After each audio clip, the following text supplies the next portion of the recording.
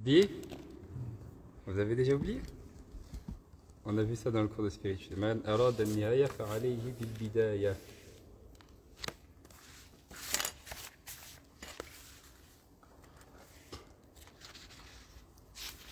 Ils viennent pas les jeunes qui sont au fond là-bas? Comment il s'appelle? Hein? Bilal et Ousmane. Parce que la mosquée n'est pas ouverte le matin normalement. Elle ouvre pour les cours. Elle ouvre sinon à partir de Bourg, une demi-heure avant Bourg. Celui qui ne fait pas les cours. Ya Sidi Bilal, Sidi Ousmane, salam alaikum. تشاركونا معنا إن شاء الله؟ يلا بسم الله قوم.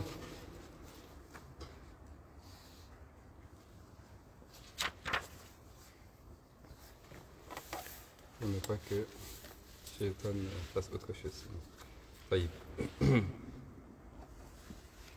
Je pense que j'ai oublié une feuille de notes sur mon bureau. Tu vas regarder sur mon bureau. Il y a une feuille de cette taille-là, en carreau, un peu cartonné.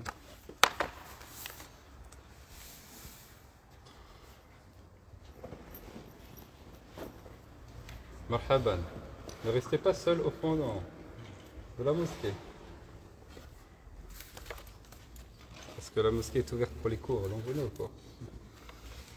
أعوذ بالله من الشيطان الرجيم بسم الله الرحمن الرحيم الحمد لله رب العالمين وبه نستعين والصلاة والسلام على سيدنا رسول الله وعلى آله وصحبه ومن والاه اللهم صل على سيدنا محمد وعلى آل سيدنا محمد كما صليت على سيدنا إبراهيم وعلى آل سيدنا إبراهيم اللهم بارك على سيدنا محمد وعلى آل سيدنا محمد كما باركت على سيدنا إبراهيم وعلى آل سيدنا إبراهيم في العالمين إنك حميد مجيد اللهم صل على سيدنا محمد وعلى أزواجه وذرياته كما صليت على سيدنا إبراهيم اللهم بارك على سيدنا محمد وعلى أزواجه وذرياته كما باركت على سيدنا إبراهيم في العالمين إنك حميد مجيد وصل على سيدنا محمد نورك الساري ومددك الجاري واجمعني به في كل أوطاري وعلى آله وصحبه وسلم يا نور وصل على سيدنا محمد كما يليق بجلاله عندك يا رب العالمين اللهم علمنا ما ينفعنا اللهم انفعنا بما علمتنا اللهم زدنا علما مباركا يا رب العالمين اللهم إنا نسألك العلم والإيمان والعمل اللهم إنا نسألك علما نافعا ورزقا طيبا وعملا متقبلا فلا حول لنا ولا قوة إلا بك اللهم تقبل منا إنك أنت السميع العليم وتوب علينا إنك أنت التواب الرحيم وآتنا في الدنيا حسنة وفي الآخرة حسنة وقنا عذاب النار اللهم إنا نستغفرك ونتوب إليك اللهم اغفر لنا ذنوبنا يا أرحم الراحمين ارحمنا وتوب علينا توبة نصوحا اللهم إنا نسألك فعل الخيرات وترك المنكرات وحب المساكين وأن تغفر لنا وترحمنا فلا حول لنا ولا قوة إلا بك يا حي يا قيوم برحمتك نستغيث أصلح لنا شأننا كله ولا تكلنا إلى أنفسنا طرفة عين ولا أقل من ذلك اللهم حبب إلينا الإيمان وزينه في قلوبنا وكره إلينا الكفر والفسوق والعصيان واجعلنا من الراشدين واجعلنا من المتقين آتي نفوسنا تقواها وزكها أنت خير من زكاها أنت وليها مولاها يا رب العالمين إنا نسألك أن تتم الأمر على خير وصلي وسلم وبارك على سيدنا محمد وعلى آله وصحبه أجمعين سبحان ربك رب العزة عما يصفون وسلام على المرسلين والحمد لله رب العالمين مرحبا بكم طبتم وطاب ممشاكم وتبوأتم من الجنة منزلا وتبوأتم من الجنة مقعدا هذا أول درس وكما العادة في البداية دائما نذكر الأحاديث أو الحديث المسلسل بالأولية لأننا في البداية في الأول نبدأ الأمر بسم الله ونبدأ بسم الله أو بسم الله نبدأ هذا هو معنى بسم الله c'est quoi le sens de بسم الله il dit le prophète salam كل أمر ذي بال لا يبدأ به فيه بالحمد لله dans certaines versions des hadiths alhamdulillah dans d'autres versions bismillah okay. فهو أقطع il dit chaque chose dotée d'une certaine importance qui n'est pas débutée par la mention d'Allah par la louange à Allah c'est une chose qui est incomplète donc quand on dit bismillah dans la langue arabe, il y a un haf. Haf, ça veut dire il y a quelque chose qui est effacé, qui est caché. Bismillah, ça veut dire, dans le sens complet, c'est abda'u bismillah. Ou bismillah abda'u. Ça veut dire je commence au nom d'Allah ou bien au nom d'Allah je commence. Et comme le veut la tradition de nos savants, lorsqu'ils débutent une assise, lorsqu'ils débutent un nouveau cours, un nouveau livre ou quelque chose de nouveau, ils commencent toujours par évoquer le hadith al-musalsal bi al-awwaliya. C'est le hadith qui est caractérisé par la primauté. Est-ce qu'il y a des nouvelles personnes ici? C'est des personnes qui viennent au cours pour la toute première fois. Vous venez pour la toute première fois. Alors écoutez bien ce hadith. Ce hadith, c'est un hadith qui est caractérisé par la primauté. Donc ce hadith, c'est un hadith, on le répète, ça vous le savez, mais il faut le mémoriser parce que vous aussi vous allez transmettre cela, n'est-ce pas? On sait qu'il y a beaucoup de catégories de hadith. On connaît ce que les gens ils connaissent majoritairement. Ils connaissent le hadith sahih, authentique, le hadith hasan, hadith bon, le hadith da'if, le hadith faible. Et puis il y a d'autres catégories de hadith. Hadith marfou, hadith mawqouf, hadith mawdou', makdhoub, hadith mutawatir, hadith ahad, etc. Parmi toutes ces catégories de hadith, il y a le hadith al-musalsal. Le hadith al-musalsal. C'est un hadith qui a une caractéristique particulière qui se transmet à chaque échelle de la chaîne de transmission. On l'appelle al-hadith al-musalsal. Al-musalsal, ça vous fait penser à quoi? Silsila, une chaîne de montagne, ou bien une série. Comment on appelle les séries télévisées?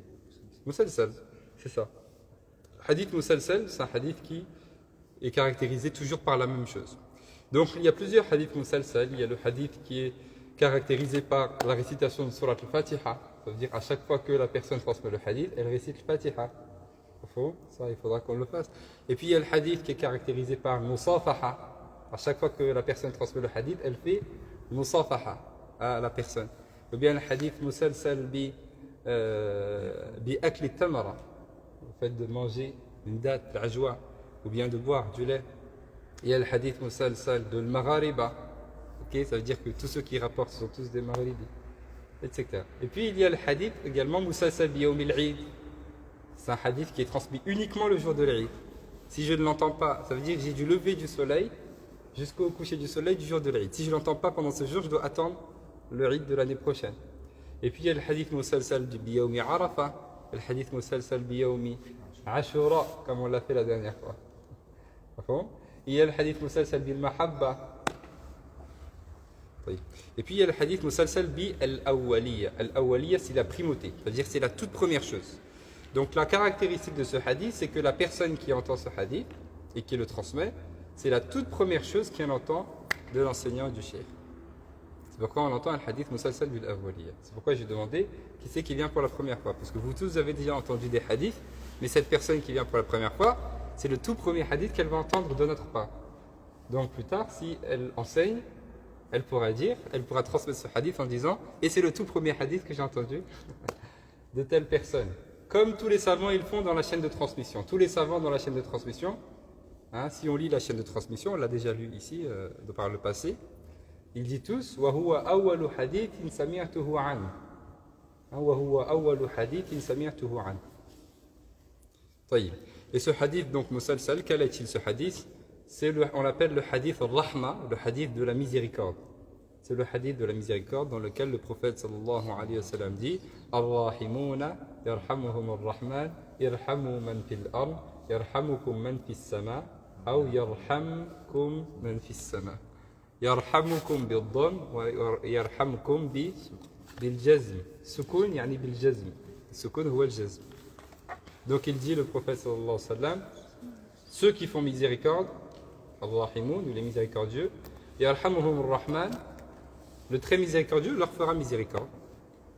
Ceux qui sont miséricordieux, ou ceux qui font miséricorde, le très miséricordieux leur fera miséricorde. Irhamu man fil ard, faites miséricorde à ceux qui sont sur terre. Yarhamukum man fis sama, et ceux qui sont dans les cieux vous feront miséricorde. Faites miséricorde à ceux qui sont sur terre, ça veut dire faites miséricorde aux créatures qui sont sur terre. Et ainsi, ceux qui sont dans les cieux vous feront miséricorde. Qui c'est qui est dans les cieux? Qui c'est qui est dans les cieux? Ce sont les anges, al-malaika. Ce sont les anges qui sont dans les cieux, Quel est le dalil de cela? La preuve. Amantum man fis sama dans Surat al-Mulk. Ce sont les anges. Allah il est en train de décrire les anges. طيب. Donc ça c'est le hadith musalsal bi al-awwaliya. طيب, on commence Inch'Allah. Donc notre lecture Inch'Allah commentée du livre Ayyuhal walad, lettre aux disciples. Ce n'est pas une traduction littérale, lettre aux disciples. Comment il l'a traduit ici? Aussi? D'accord.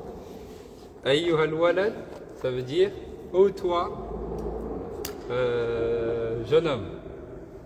C'est ça, la traduction de Ayyuhal walad. طيب.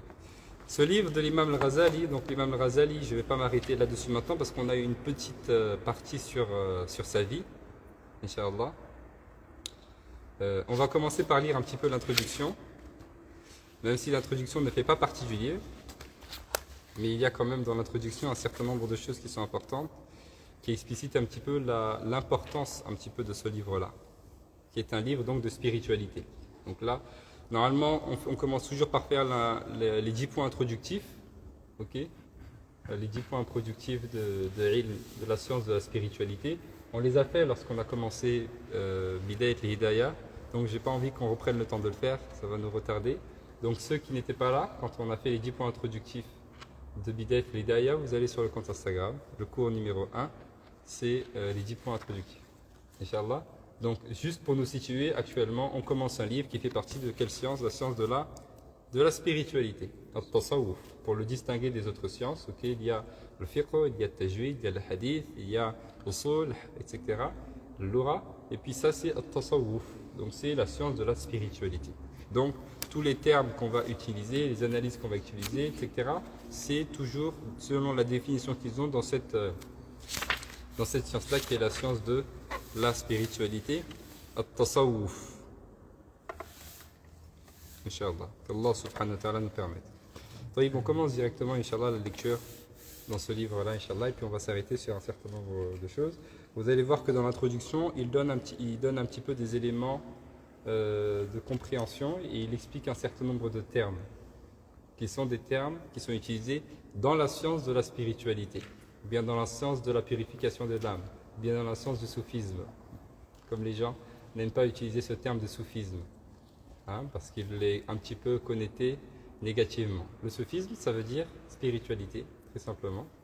Au fond, c'est une science à part entière. Comme al-tasawwuf, c'est une science à part entière. La traduction de tasawwuf en français, c'est le soufisme ou la spiritualité. Ok. Et les limites, ou bien les références dans le soufisme, qu'est-ce que c'est? C'est le livre d'Allah et la sunna du prophète sallam. Ce qui dans le soufisme est en contradiction avec le livre d'Allah et la sunna du prophète sallam, ça n'en fait pas partie. Et on ne l'accepte pas. Mais ce qui est en conformité avec la sunna, avec le livre d'Allah et la sunna du prophète sallam, on l'accepte. Il faut le prendre pour parvenir à Allah subhanahu wa ta'ala. Donc ça c'est important de faire cette clarification, parce qu'il y a beaucoup de gens qui quand ils entendent parler du soufisme, ils pensent à des groupes, à des sectes, à des choses bizarres dans les mosquées, etc. etc. Et ça, c'est exactement la même chose que les personnes qui, lorsqu'ils entendent musulmans, ils pensent à terroristes. Okay? Ce sont des personnes qui sont faibles d'esprit, qui, lorsqu'ils entendent musulmans, pensent aux terroristes, et lorsqu'ils entendent soufisme, pensent à des sectes. Ce sont des personnes qui sont faibles d'esprit, parce que ce sont des personnes qui font un raccourci, n'est-ce pas? Comme un musulman a fait cela, donc tous les musulmans sont comme ça. Comme un groupe qui se dit soufi a fait cela, donc tous les soufis sont comme ça. C'est clair? Donc ça c'est un raccourci. La balance c'est le livre d'Allah et la sunna du prophète sallam. Si c'est en conformité, on l'accepte. C'est clair? Et ces termes-là n'existaient pas au temps du prophète sallam. Tous ces termes-là, ça n'existait pas, que ce soit tasawwuf, soufisme, ou bien tajwid, ou bien le hadith, ou bien la jurisprudence, les fondements, ça n'existait pas au temps du prophète sallam. Ce sont des choses qui étaient vécues, qui étaient appliquées, okay, pas en tant que science comme nous on l'a aujourd'hui avec des noms, etc. Ça c'est venu après, la nécessité un petit peu de codifier, de classifier les choses. Et ça ne pose pas de problème que ça n'existait pas au temps du prophète sallallahu alayhi wa sallam, parce que ce sont des bonnes choses qui ont été mises en place. Le tajwid, on ne l'appelait pas comme ça au temps du prophète sallam, mais aujourd'hui c'est une bonne chose, ça permet d'enseigner aux gens comment on apprend le Coran. Le fiqh, on ne l'appelait pas comme ça au temps du prophète sallam, et c'est une bonne chose. Aujourd'hui, ça permet d'apprendre aux gens comment pratiquer la religion. Le soufisme, ça n'existait pas au temps du prophète sallam, mais c'est une bonne chose. Aujourd'hui, ça permet d'expliquer aux gens comment ils font pour parvenir à Allah subhanahu wa ta'ala. Et cette spiritualité, elle prend sa source dans le hadith de Jibril, dont on entend souvent parler, dans lequel le prophète a été interrogé sur l'islam, iman et ihsan, les 3 degrés de la religion. Hein? L'islam, il a répondu en citant les 5 piliers de l'islam, donc les actes extérieurs, ça correspond au fiqh. L'iman, il a répondu en citant les 6 piliers de la foi, donc c'est l'aqida, la croyance, les croyances intérieures, ça correspond à l'aqida. Inch'Allah aussi, on va faire bientôt on commence les livres de l'aqida. C'est bien, j'aime bien cette matière-là. Et puis, il y a aussi l'ihsan. Ça correspond au tasawwuf, la spiritualité, le soufisme, très simplement. Donc le musulman, il doit être engagé sur les 3. Dans le fiqh, la jurisprudence, dans l'aqida, la croyance, et dans le tasawwuf, dans le soufisme, dans la spiritualité. C'est une nécessité pour parvenir à Allah subhanahu wa ta'ala. Et dans cette science de la spiritualité aussi, il y a un certain nombre de termes, il y a une terminologie, il y a des analyses qui ont été données, il y a une classification. Comme dans le hadith, il y a des termes à maîtriser, aussi dans le fiqh, il y a des termes à maîtriser, aussi dans la spiritualité, il y a aussi des termes à maîtriser. Et là, dans l'introduction, il va nous parler notamment d'un certain nombre... Il va utiliser des termes un petit peu, qui est important de maîtriser donc dans la science de la spiritualité. Et il va parler un petit peu des mérites de l'imam Al-Ghazali, rahimahullah ta'ala wa radiya anhu. Ce livre-là, Ayyuha al-Walad, lettre disciples de l'imam Al-Ghazali, c'est un des tout derniers ouvrages, l'un des tout derniers livres qu'a écrit l'imam Al-Ghazali, rahimahullah ta'ala wa radiya anhu. Oui. Je me demandais si, est-ce que ce serait vraiment correct de comparer le terme tasawwuf avec fiqh ou aqida, puisque fiqh et aqida linguistiquement, ça décrit bien ce qu'on fait dans la matière, mais en tasawwuf, c'est quoi l'origine de la question? C'est quoi l'origine? Alors pour fiqh et aqida, linguistiquement, ça veut dire la croyance et jurisprudence. Tout à fait. Linguistiquement, de quoi le discipline s'agit. Mais pour tasawwuf, ça provient. Le fiqh dans la langue, c'est al-fahm. Al-fiqh fi al-lugha, lughatan huwa al-fahm, c'est la bonne compréhension. قالوا يا شعيب لا نفقه كثيرا مما تقول, Allah dit dans le Coran. Donc la nafqahu, معنى la nafham, on ne comprend pas ce que tu racontes. Le fiqh, c'est la bonne compréhension. Et dans l'istilah, c'est al-ilm bil-ahkam shar'iyya al-amaliyya al-muktasaba min adilla tafsiliyya, comme on en a déjà parlé. Et puis dans l'aqida, dans la langue, l'aqida, ça vient de l'aqd. Qu'est-ce que c'est l'aqd? L'aqd, c'est un nœud, c'est quelque chose qui est fermement attaché, qu'on ne peut pas défaire. L'aqd. Okay. Et puis dans la croyance, l'aqida al-islamiyya. Et puis, al-tasawwuf, il y a plusieurs définitions qui sont données. Okay. Mais c'est vrai, le tasawwuf a une particularité, parce que le tasawwuf, c'est l'élite. C'est l'élite. Hein? L'islam, iman, ce sont des conditions. Ihsan, c'est nécessaire pour parvenir à Allah, mais c'est un autre degré encore. Beaucoup de personnes font islam, iman, fiqh, aqida, et s'arrêtent là. Et peu de personnes vont plus loin. Et même quand on dit al-soufi en arabe, bien une personne soufi, en vrai, on ne peut pas, et c'est pourquoi les gens quand ils disent oui, vous êtes comme ça, on dit ça, je considère moi que ça c'est une calomnie. Parce qu'on ne peut pas se dire ça, on ne peut pas c'est un niveau qui est extrême. Soufi, c'est une personne qui est purifiée, ça vient de as-safa. Qu'est-ce que c'est as-safa? As-safa, c'est la pureté, c'est une chose qui est pure. Alors, je peux dire, moi, je suis pur comme ça. C'est pas possible. Donc, on peut dire d'une personne, c'est une personne qui s'exerce. Qui s'exerce pour arriver à ce chemin de la purification, mais qui n'est pas arrivé à ce terme-là. Certains font remonter un petit peu ce terme-là, à souf, donc à comment on dit souf en arabe? La laine, puisqu'ils disent les personnes qui prennent ce chemin-là de la purification, ce sont des personnes qui vont mettre des vêtements qui sont extrêmement pauvres. Parce que c'est des personnes qui se détournent de dunya. Ils ne veulent plus de ce bas monde. Ils ne veulent plus du luxe, des vêtements chers, etc. Ce sont des personnes qui délaissent leur vie. C'est comme l'imam Al-Ghazali, comme on va le voir. À un moment donné, il a délaissé tout ce qu'il avait et toute la position qu'il avait. Il a pris le chemin de son exercice spirituel. Donc il a enlevé le vêtement de savant, etc. il a mis un vêtement pour ne pas être connu, et puis il est parti errer. Il a voyagé. Donc ils disent, on leur donne ce nom-là parce que les gens qui prennent ce chemin, c'est des gens qui s'habillent de souf, de laine. Au fond. Et certains ont fait remonter aussi ça à la purification, comme j'ai dit, al-safa. Donc at-tasawuf, c'est la science qui traite de cela. Et la personne qui prend ce chemin-là, c'est une personne qui est mutasawwifa, qui prend ce chemin-là véritablement. Au fond. Maintenant, nous, on est très loin de ça. En Soufi, on n'en parle pas. C'est vrai, c'est nos grands savants. Tous les grands savants. Les grands savants, vous entendez parler l'imam al-Nawawi, rahimahullah ta'ala, l'imam Abu al-Hasan al-Ash'ari, l'imam al-Suyuti, tous nos grands savants, ils étaient engagés sur ce chemin-là. Et puis, il y a ceux qui ont pris le chemin en s'exerçant le mutasawwifa aussi. Et puis, il y a nous, qui sommes un peu... On essaye, ok, qu'Allah SWT, il nous permette de prendre le chemin. On s'exerce à ces sciences un petit peu spirituelles. On les étudie dans les livres et puis on la met en pratique avec des assises spirituelles, etc. Qu'Allah SWT, il nous permette. On commence directement donc dans l'introduction. Comme je dis, l'introduction, ce n'est pas les paroles de l'auteur. C'est juste un petit peu pour présenter l'ouvrage. Mais il y a des éléments importants sur lesquels on va quand même s'arrêter. Il y a beaucoup d'éléments qui démontrent un petit peu la valeur de l'imam Ghazali et la valeur de ses ouvrages. Je vous ai dit, ce livre-là, le livre Ayyuha al-Walad, notre disciple, c'est l'un des tout derniers livres qu'a écrit l'imam Ghazali. Et on va voir après quelle est la cause, pourquoi il l'a écrit.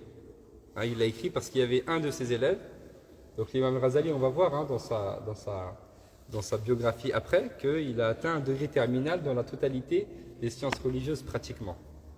Un degré très très très très élevé, très respecté.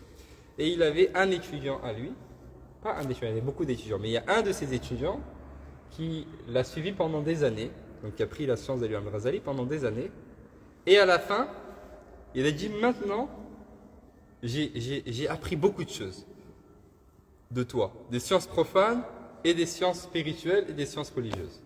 Maintenant, je veux que tu me dises que dans tout ça là, qu'est-ce qui va m'être profitable dans ma tombe? Qu'est-ce qui va m'être profitable dans ma tombe? J'ai appris beaucoup de choses. Maintenant, dis-moi ce qui va être profitable dans ma tombe pour que je me focalise dessus et que j'ai plus besoin de me tourner vers toutes ces sciences-là. Okay? L'utilité. Et il y a une histoire comme ça avec Cheikh Sidi al-Qadr al-Jillani et Sahrawardi. Sahrawardi est parti voir l'imam Sidi al-Qadr al-Jillani pour lui poser une question. Il voulait lui demander... parti lui poser une question. Il voulait lui demander quelles sont les sciences qui sont utiles. Au fond, quelle science va m'être utile dans la tombe? Alors il est parti, il me semble que c'était à la prière de l'Asr, pour prier derrière l'imam al-Qadr al-Jilani et lui poser sa question. Il a fait la prière derrière lui. Après la prière, l'imam al-Qadr al-Jilani, rahimahullah ta'ala wa radi anhu, assalamu alaikum, et il se retourne et il s'adresse tout de suite à l'imam Sahrawardi. Avant qu'il lui pose sa question, tout de suite il lui a dit ne t'approche pas de ilm kalam. Ne t'approche pas de ilm kalam. C'est quoi l'ilm kalam? Hein? Alors, c'est pas tout à fait la philosophie. Ok, je vous explique après ce que c'est.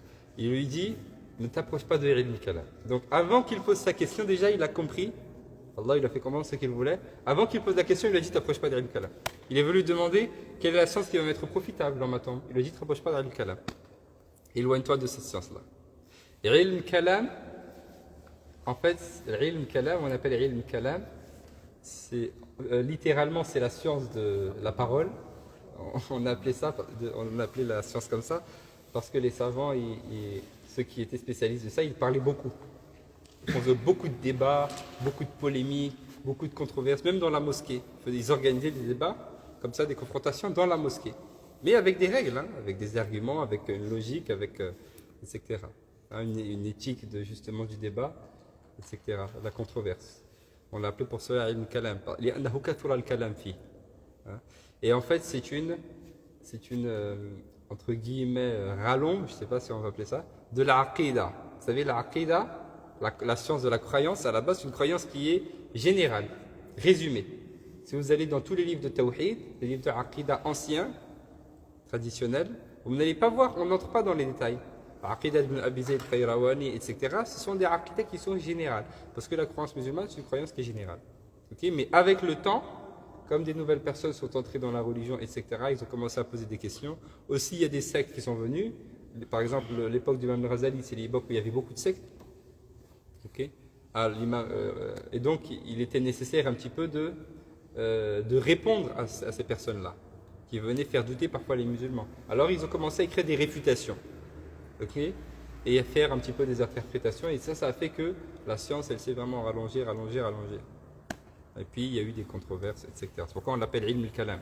Donc, c'est une science où tu débats, tu réfutes les autres, tu apprends des arguments.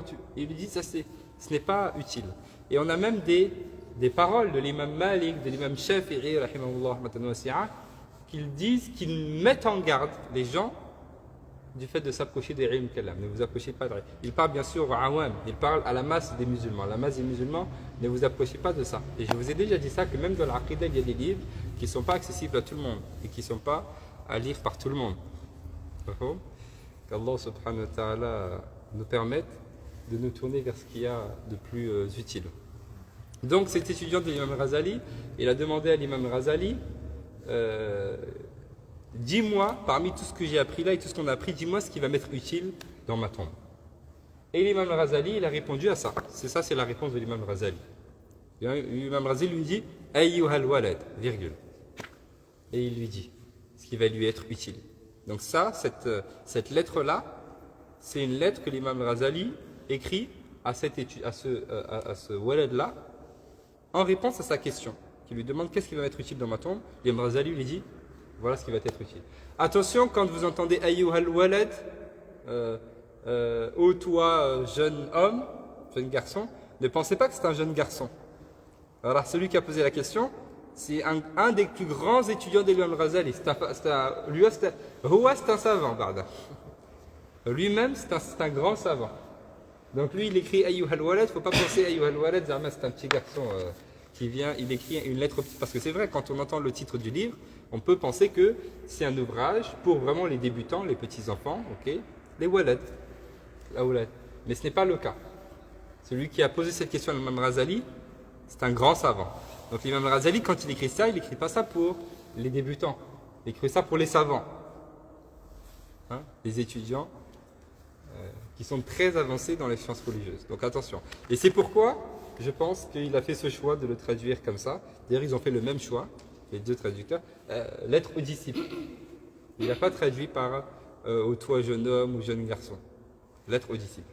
Parce que c'est une lettre à la personne qui veut arriver à Allah subhanahu wa ta'ala. Hein, ce cheikh-là est venu voir l'imam Razali, a demandé à l'imam Razali, dis-moi ce qui va m'être utile dans ma tombe.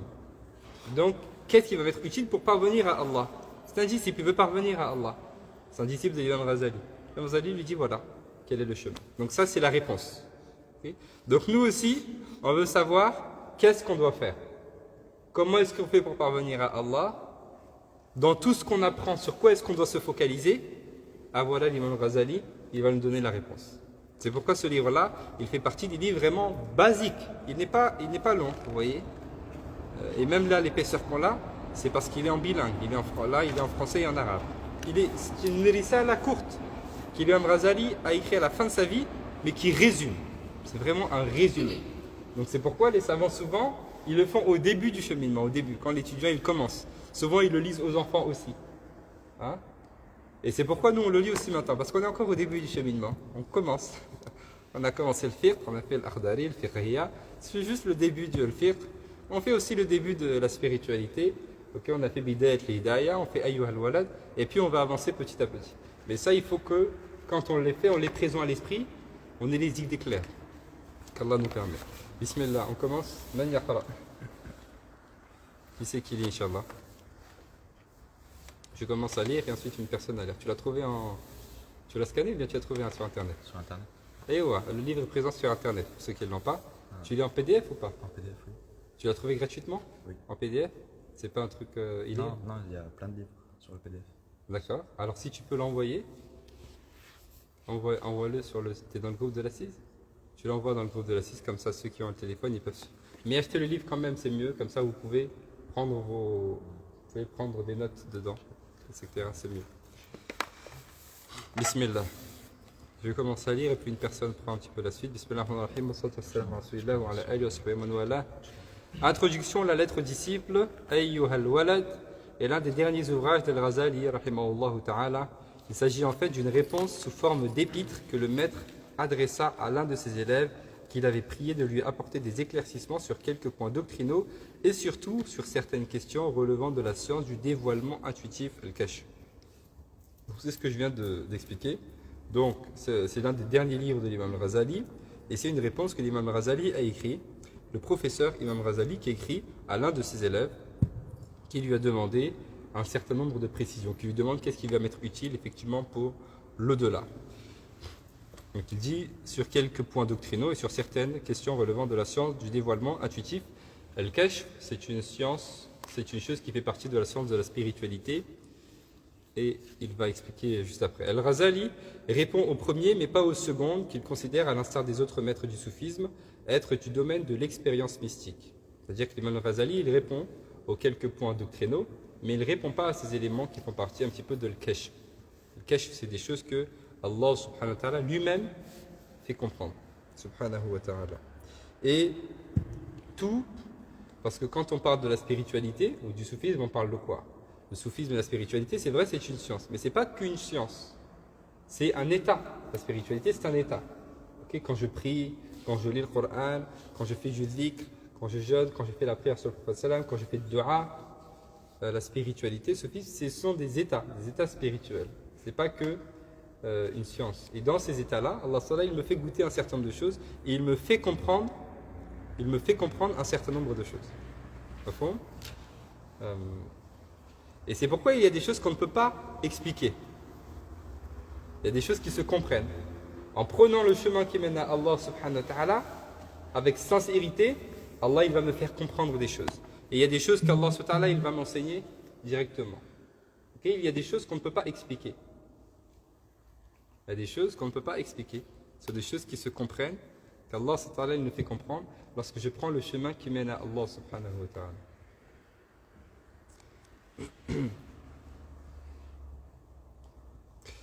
Seul celui qui parcourt la voie, donc la voie qui mène à Allah subhanahu wa ta'ala, peut connaître et comprendre ce genre de choses. Car cette expérience que les soufis appellent le goût spirituel, c'est al-dhawq. Al-dhawq, qu'est-ce que c'est dhawq? C'est le goût. On utilise le terme al-dhawq dans notre vie de tous les jours, quand j'écoute quelque chose. Aussi, il y a le goût spirituel. Al-dhawq, la personne qui goûte véritablement à quelque chose sur le chemin qui mène à Allah subhanahu wa ta'ala. Ok? Sahaba radiallahu anhum, les gens disaient d'eux, les compagnons du prophète, les gens disaient d'eux qu'ils étaient des fous. Ils les appelaient les fous d'Allah. Ce sont des fous d'Allah, des fanatiques d'Allah. Ce sont des fans d'Allah en fait. Hein. Fan, ça vient de fanatique, vous savez ça. Simplement, on a mis fan, ça fait plus fun, plus cool. Mais ces fanatiques sont des fans d'Allah, sont des fous d'Allah. Ils ont goûté à cela. Dhawq. Et ce dhawq-là, ce goût spirituel, il n'est pas descriptible. La personne qui, par exemple, a installé la prière de la nuit dans sa vie, Qiyamul Layl, qui se lève toutes les nuits, qui se fixe, par exemple, tous les soirs, je vais me lever à 2h du matin et je vais faire juste 2 rak'at ou bien 4 rak'at et je dors. Toutes les nuits, avec constance, avec istiqama. Allah subhanahu wa ta'ala va lui faire goûter à cela. Elle va trouver un goût à cette prière de la nuit sans que personne ne soit au courant, sans que c'est une action entre elle et Allah subhanahu wa ta'ala. Hein, elle va trouver goût à cela, trouver une sérénité, elle va trouver quelque chose. Et ce qu'elle trouve, elle ne pourra pas l'expliquer. C'est parce qu'Allah subhanahu wa ta'ala, il lui donne. Okay? La personne qui installe le Coran dans sa vie, personne qui tout le temps récite le Coran, tout le temps révise le Coran, pendant la nuit qui lit le Coran, qui a un moment toujours pour réciter le Coran. Allah veut lui donner un goût à cela. Et ce goût-là, elle ne pourra pas l'expliquer. Même si elle veut l'expliquer, elle ne peut pas l'expliquer. Elle va te dire fais-le et tu vas voir. Vous voyez, même les personnes non musulmanes, quand on parle un petit peu avec elles, et on essaye de leur expliquer parfois la foi, la religion, la spiritualité, etc. On peut expliquer les règles, etc. Mais il y a des choses qui ne s'expliquent pas. Hein, ce que je ressens à l'intérieur, je ne peux pas lui expliquer. et elle ne pourra pas le comprendre que si elle prend le chemin elle-même de l'islam et elle adore Allah, elle va ressentir ça, ce goût-là, alors elle va comprendre ce que c'est. Donc c'est un goût qui n'est pas effectivement descriptible. Donc ces termes-là, elles cachent, hein, c'est le dévoilement, le fait qu'Allah il me fasse comprendre des choses. Ça c'est un terme qu'on utilise dans la spiritualité, dans le soufisme. Hein. En avançant vers Allah, Allah me fait comprendre un certain nombre de choses. Et c'est pourquoi même dans le tafsir, si vous allez dans le tafsir, vous savez que le tafsir, les tafassirs se divisent en plusieurs catégories. Okay, il y a par exemple le tafsir al-ahkam, hein, c'est le tafsir du Coran qui est fait en faisant ressortir les règles juridiques dans le Coran. Okay. Et puis il y a plusieurs sortes de tafassirs. Et puis il y a ce qu'on appelle le tafsir al-ishari. C'est le tafsir spirituel. Et quand vous allez là-dedans, vous allez voir des interprétations particulières. Ce n'est pas les mêmes que dans les autres tafassirs. Ok? Allah, il fait comprendre à ses savants un certain nombre de choses. Parfois, vous entendez un savant, il parle d'un truc, il donne une interprétation, vous n'avez jamais entendu que personne n'a dit. Allah, il lui a fait comprendre quelque chose. Donc, le kashf, vous avez compris ce que c'est que le kashf? Ce dévoilement, Allah, il me dévoile, Allah, il me fait comprendre quelque chose, effectivement. Et puis, il y a ce terme-là, al-dhawq, c'est le goût spirituel. Ok? Le goût spirituel. Et la personne qui fait la prière sur le prophète sallam et qui trouve un goût à la prière sur le prophète sallam. La personne qui fait l'amdah et l'éloge du prophète sallam et qui trouve un goût à cela. La personne qui fait la prière, la personne qui fait du dhikr, etc., etc.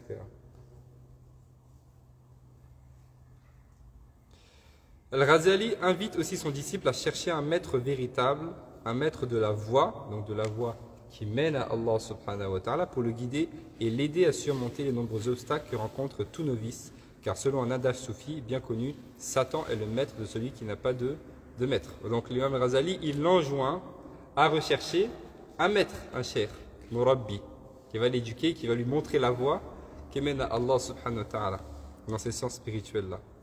Parce que Shaytan est le maître de la personne qui n'a pas de maître.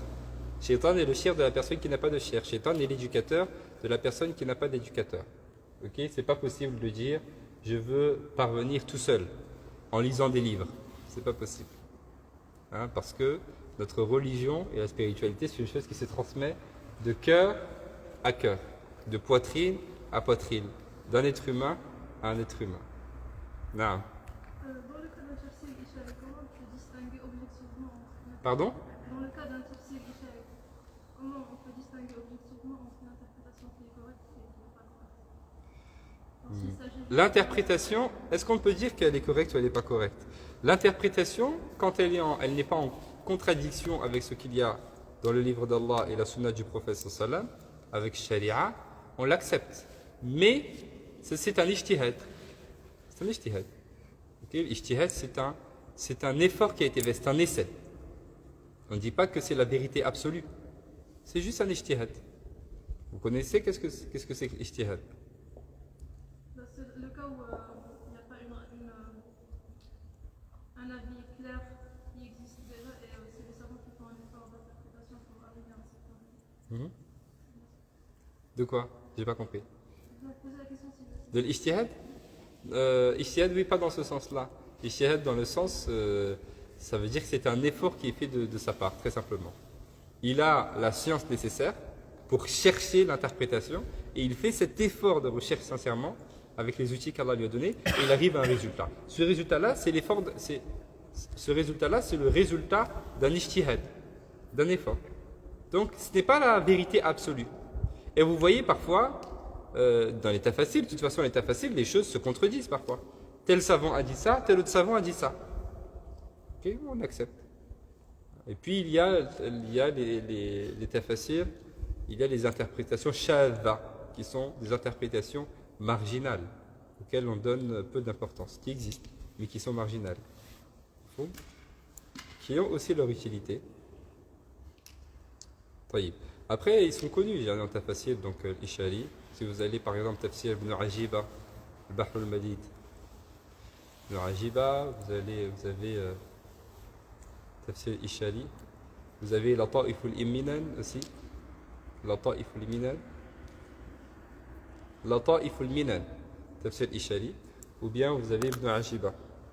Ce sont des tafsirs un peu qui sont connus, que vous retrouvez ici, hein, qui sont présents là. Donc, il enjoint un petit peu son élève à prendre effectivement un enseignant, parce qu'il ne peut pas parvenir seul. On ne prend pas la religion des livres. Le livre, c'est un support, uniquement. Okay, mais on prend la religion d'une personne, qui elle-même l'a pris d'une personne, qui elle-même l'a pris d'une personne, qui l'a pris d'une personne, qui l'a pris d'une personne, jusqu'à le prophète sallallahu alayhi wa sallam. Comme le Coran, on ne prend pas le Coran du Coran. On n'apprend pas le Coran tout seul. Bon. Le Coran, même si on l'apprend tout seul, on va le réciter à une personne, qui elle-même l'a récité à une personne, qui l'a récité à une personne, qui l'a récité à une personne, qui l'a récité à une personne, jusqu'à le prophète sallallahu alayhi wa sallam, jusqu'à qu'il a pris de Jibril et qu'il a pris d'Allah subhanahu wa ta'ala. C'est ce qu'on appelle as-sanad.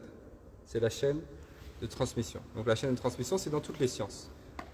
Quel que soit le livre que je vais faire, ce livre-là, j'ai un sanad. Effectivement, là-dessus, j'ai une chaîne de transmission qui me mène effectivement donc à l'auteur.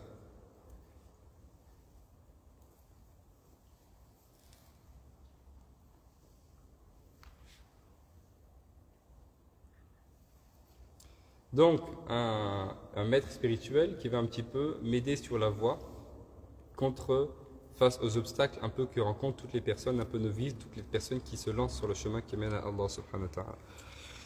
Al-Ghazali exhorte son disciple à agir conformément aux enseignements prophétiques et à chercher des réponses dans la tradition, car tout ce qui concerne la vie du dévot musulman se trouve dans la sunna du prophète sallam, c'est donc en elle qu'il faut chercher et puiser les réponses. On va le voir ça au début du livre, que l'imam Al-Ghazali, rahimahullah ta'ala wa radiya anhu, la première chose qu'il dit c'est « Tu me demandes un petit peu conseil, mais ces conseils-là, tu ne les trouveras pas autre part que dans la sunna du prophète sallam, dans le livre d'Allah et la sunna du prophète sallam, c'est-à-dire dans Sharia, très simplement, qui a répondu un petit peu à tout cela. » Il lui explique aussi qu'il existe différentes catégories d'individus et qu'il est inutile de vouloir transmettre certaines sciences à ceux qui sont naturellement hostiles et à ceux qui font preuve d'inintelligence.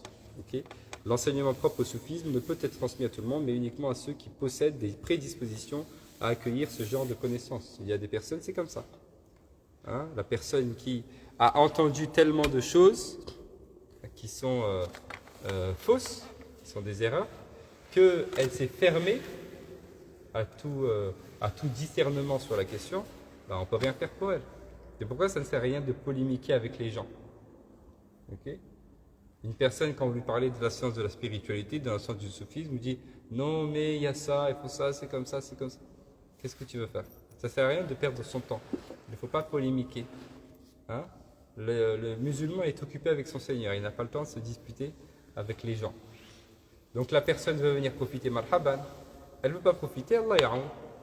C'est pas grave. Elle se prive d'un bien. Elle se prive d'un bien.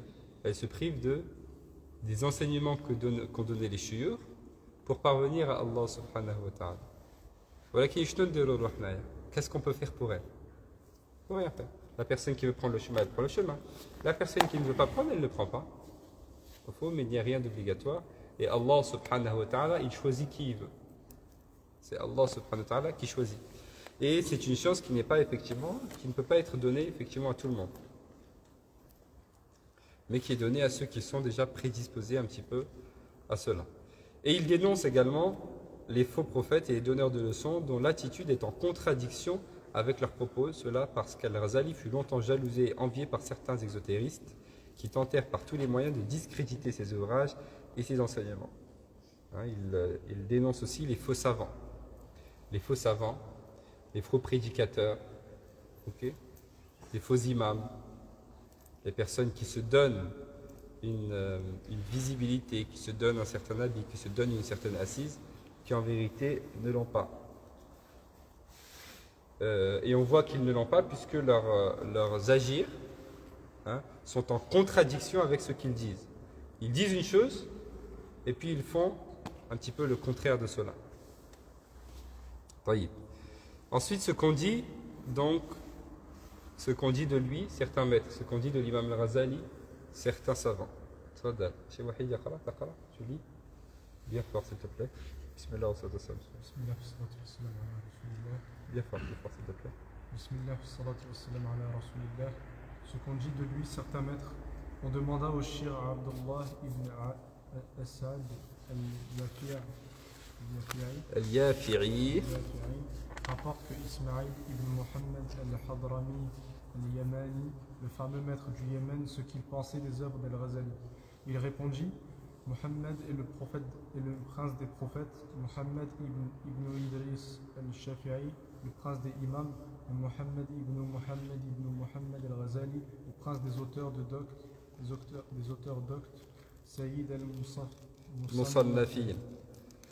Le Cheikh Abdullah ibn Sa'ad Al-Yafi'i, qui est un yéménite de Aden. Aden, c'est une ville qui est à l'extrême sud du Yémen, à l'extrême sud-ouest du Yémen. Vous voyez Tarim ou pas? Vous connaissez Tarim? À l'est de... Vous connaissez pas Tarim? Il y a une grande madrasa là-bas qui s'appelle Dar al-Mustafa. Vous pouvez faire des recherches dessus. Une madrasa qui s'appelle Dar al-Mustafa. C'est de là-bas que sont sortis donc, tous les savants, le Habib Jifri, et le directeur de la madrasa, c'est Cheikh Habib Omar. Vous voyez souvent, probablement à la télé ou sur les réseaux sociaux, le Cheikh Habib Omar était un peu le responsable de cette madrasa-là. À Tarim, cette madrasa, elle est à Tarim. Et il a formé vraiment des étudiants en sciences religieuses, des imams, des savants, partout dans le monde. En Europe, en Amérique et dans les pays musulmans. Ils ont été là-bas au Yémen, ils ont étudié. Puis ça. Donc cette madrasa, Dar al-Mustafa, elle s'appelle, elle est au Yémen, elle est à Tarim, dans la ville de Tarim qui est à l'ouest, un petit peu à l'est de Tarim, tout à l'extrême sud, ouest du Yémen, il y a Aden. C'est à l'extrême sud, il y a le littoral, il y a la mer. D'ailleurs, comment on appelle la mer là-bas? Le golfe d'Aden, le golfe de Aden justement. Hein, le golfe qui fait la liaison entre la mer d'Arabie, qui longe l'Indonésie, et de l'autre côté la mer Rouge. Donc c'est un savant un petit peu qui est de là-bas, qui est né là-bas, qui a grandi là-bas, qui a pris les rides là-bas, avant de voyager dans le monde musulman. Il a voyagé en Palestine, il a voyagé à Damas, Dimashq, qui à l'époque était un puits de science, et qui a voyagé également au Caire, Dimashq, qui a voyagé également en Égypte, au Caire, Al-Qahira, avant de s'installer à la Mecque et à Médine, Al-Haramain. Il faisait des allers-retours entre la Mecque et Médine, et il est décédé là-bas. Il est décédé à la Mecque à l'âge de 70 ans, rahimahullah ta'ala wa radi anhu, le maître du Yémen. Donc, ce qu'il pensait des œuvres de l'imam Al-Ghazali, il dit, en parlant de l'imam Al-Ghazali, il dit Mohammed, en parlant du prophète sallam, est le prince des prophètes. Et Mohammed ibn Idris al-Shafi'i, le deuxième Mohammed, qui n'est autre que l'imam al-Shafi'i, il dit le prince des imams. Et ensuite il dit Mohammed ibn Mohammed, en parlant de l'imam al-Ghazali, il est lui le prince des auteurs. Hein, il parle du prophète sallam, qui est le prince des prophètes. L'imam al-Shafi'i, et Annahu al-Shafi'i, parce que lui c'est un Shafi'i, hein, c'est pourquoi c'est un Shafi'i, l'imam al-Ghazali aussi est un Shafi'i. Donc il est le prince un petit peu des imams, et puis l'imam al-Ghazali, il est l'imam des auteurs, Musannafin. Al-Yafi'i rapporte que l'imam Abu al-Hassan ibn Harizim, un des premiers maîtres de Shir Abu Madian. Harizim, oui. En arabe, Harazim. Vous connaissez Harazim? Harazim. S'il y a des Marocains ici, vous connaissez pas Harazim, ça vous dit rien? Sidi Harazim. Oui, c'est l'eau Sidi Harazim. Vous connaissez pas les bouteilles d'eau Sidi Harazim? C'est qui Sidi Harazim? C'est lui. Pourquoi ils l'ont appelé comme ça? C'est lui. Ils ont donné la source d'eau, Sidi Harazim, elle est où? C'est à côté de Fès.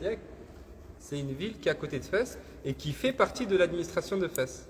Et Sidi Harazim, c'est un savant de Fès. Il est né à Fès, il est décédé à Fès, il est enterré à Fès. Maintenant, quand vous allez boire l'eau au Maroc, Sidi Harazim, vous penserez à lui. Ah ouais, vous direz, on l'a lu dans la lettre disciple. Donc c'est lui, Abul Hassan ibn Harazim, c'est lui. Il fait partie des descendants de Sayyidina Uthman ibn Affan, radiyallahu anhu. Hein, le calife, troisième calife de l'islam, Uthman. Sidi Harazim, c'est un descendant de Uthman ibn Affan, radiyallahu anhu. Il est né à Fès, hein, il fait partie des savants de Fès. Il a enseigné al-Qarawiyyin pendant des années. Il a voyagé aussi dans le Maroc, bien évidemment. Notamment, il a voyagé à Marrakech. Et il a pris des savants de Fès. Parmi eux, Sahib Tafsir. Vous connaissez le Tafsir Ahkam al-Qur'an. C'est un tafsir qui est très connu. C'est un tafsir, justement, tout à l'heure je vous parlais de Tafsir al-Ahkam, le tafsir qui sort les règles du Coran. Un des grands tafsirs, Ahkam al-Qur'an, il a été écrit par le Qadi Abu Bakr ibn al-Arabi al-Mu'afili. Huwa kadhalika Fassi, c'est un Fassi aussi. Il est enserré à Fès. Si vous allez à Fès, Bab Boujloud, avant que vous arriviez à Bab Boujloud, il y a le cimetière sur la gauche. Là-bas, il est enterré, Sidi ibn al-Arabi, Sahib Tafsir. Sidi Harazim, il a étudié auprès de Ibn al-Arabi. Ibn al-Arabi, il a rencontré l'imam al-Ghazali quand il a voyagé en Orient, le Mashriq. C'est passionnant l'histoire. Donc il a pris Sidi Harazim, celui dont on a donné le nom un petit peu à cette source-là. Il a pris de l'imam al-Qadi Abu Bakr, Ibn al-Arabi, à ne pas confondre avec Ibn al-Arabi. Il y a Ibn al-Arabi. Ibn al-Arabi, c'est un faqih malikite. C'est lui qui a écrit le tafsir Ahkam al-Qur'an. Et c'était aussi un faqih malikite. Hein, notamment les avis majoritaires qu'on regarde devant soi quand on prie, etc. Ça, vous les avez retrouvés par exemple dans ce livre. Et Sidi Harazim, il a étudié aussi, il a pris également de Ibn al-Nahwi. C'est qui Ibn al-Nahwi? Yusuf ibn al-Nahwi, on a déjà parlé de lui. Alors, il faut écrire, il faut apprendre. Ibn al-Nahwi, al-Munfarija. Qui c'est qui a écrit le Munfarija?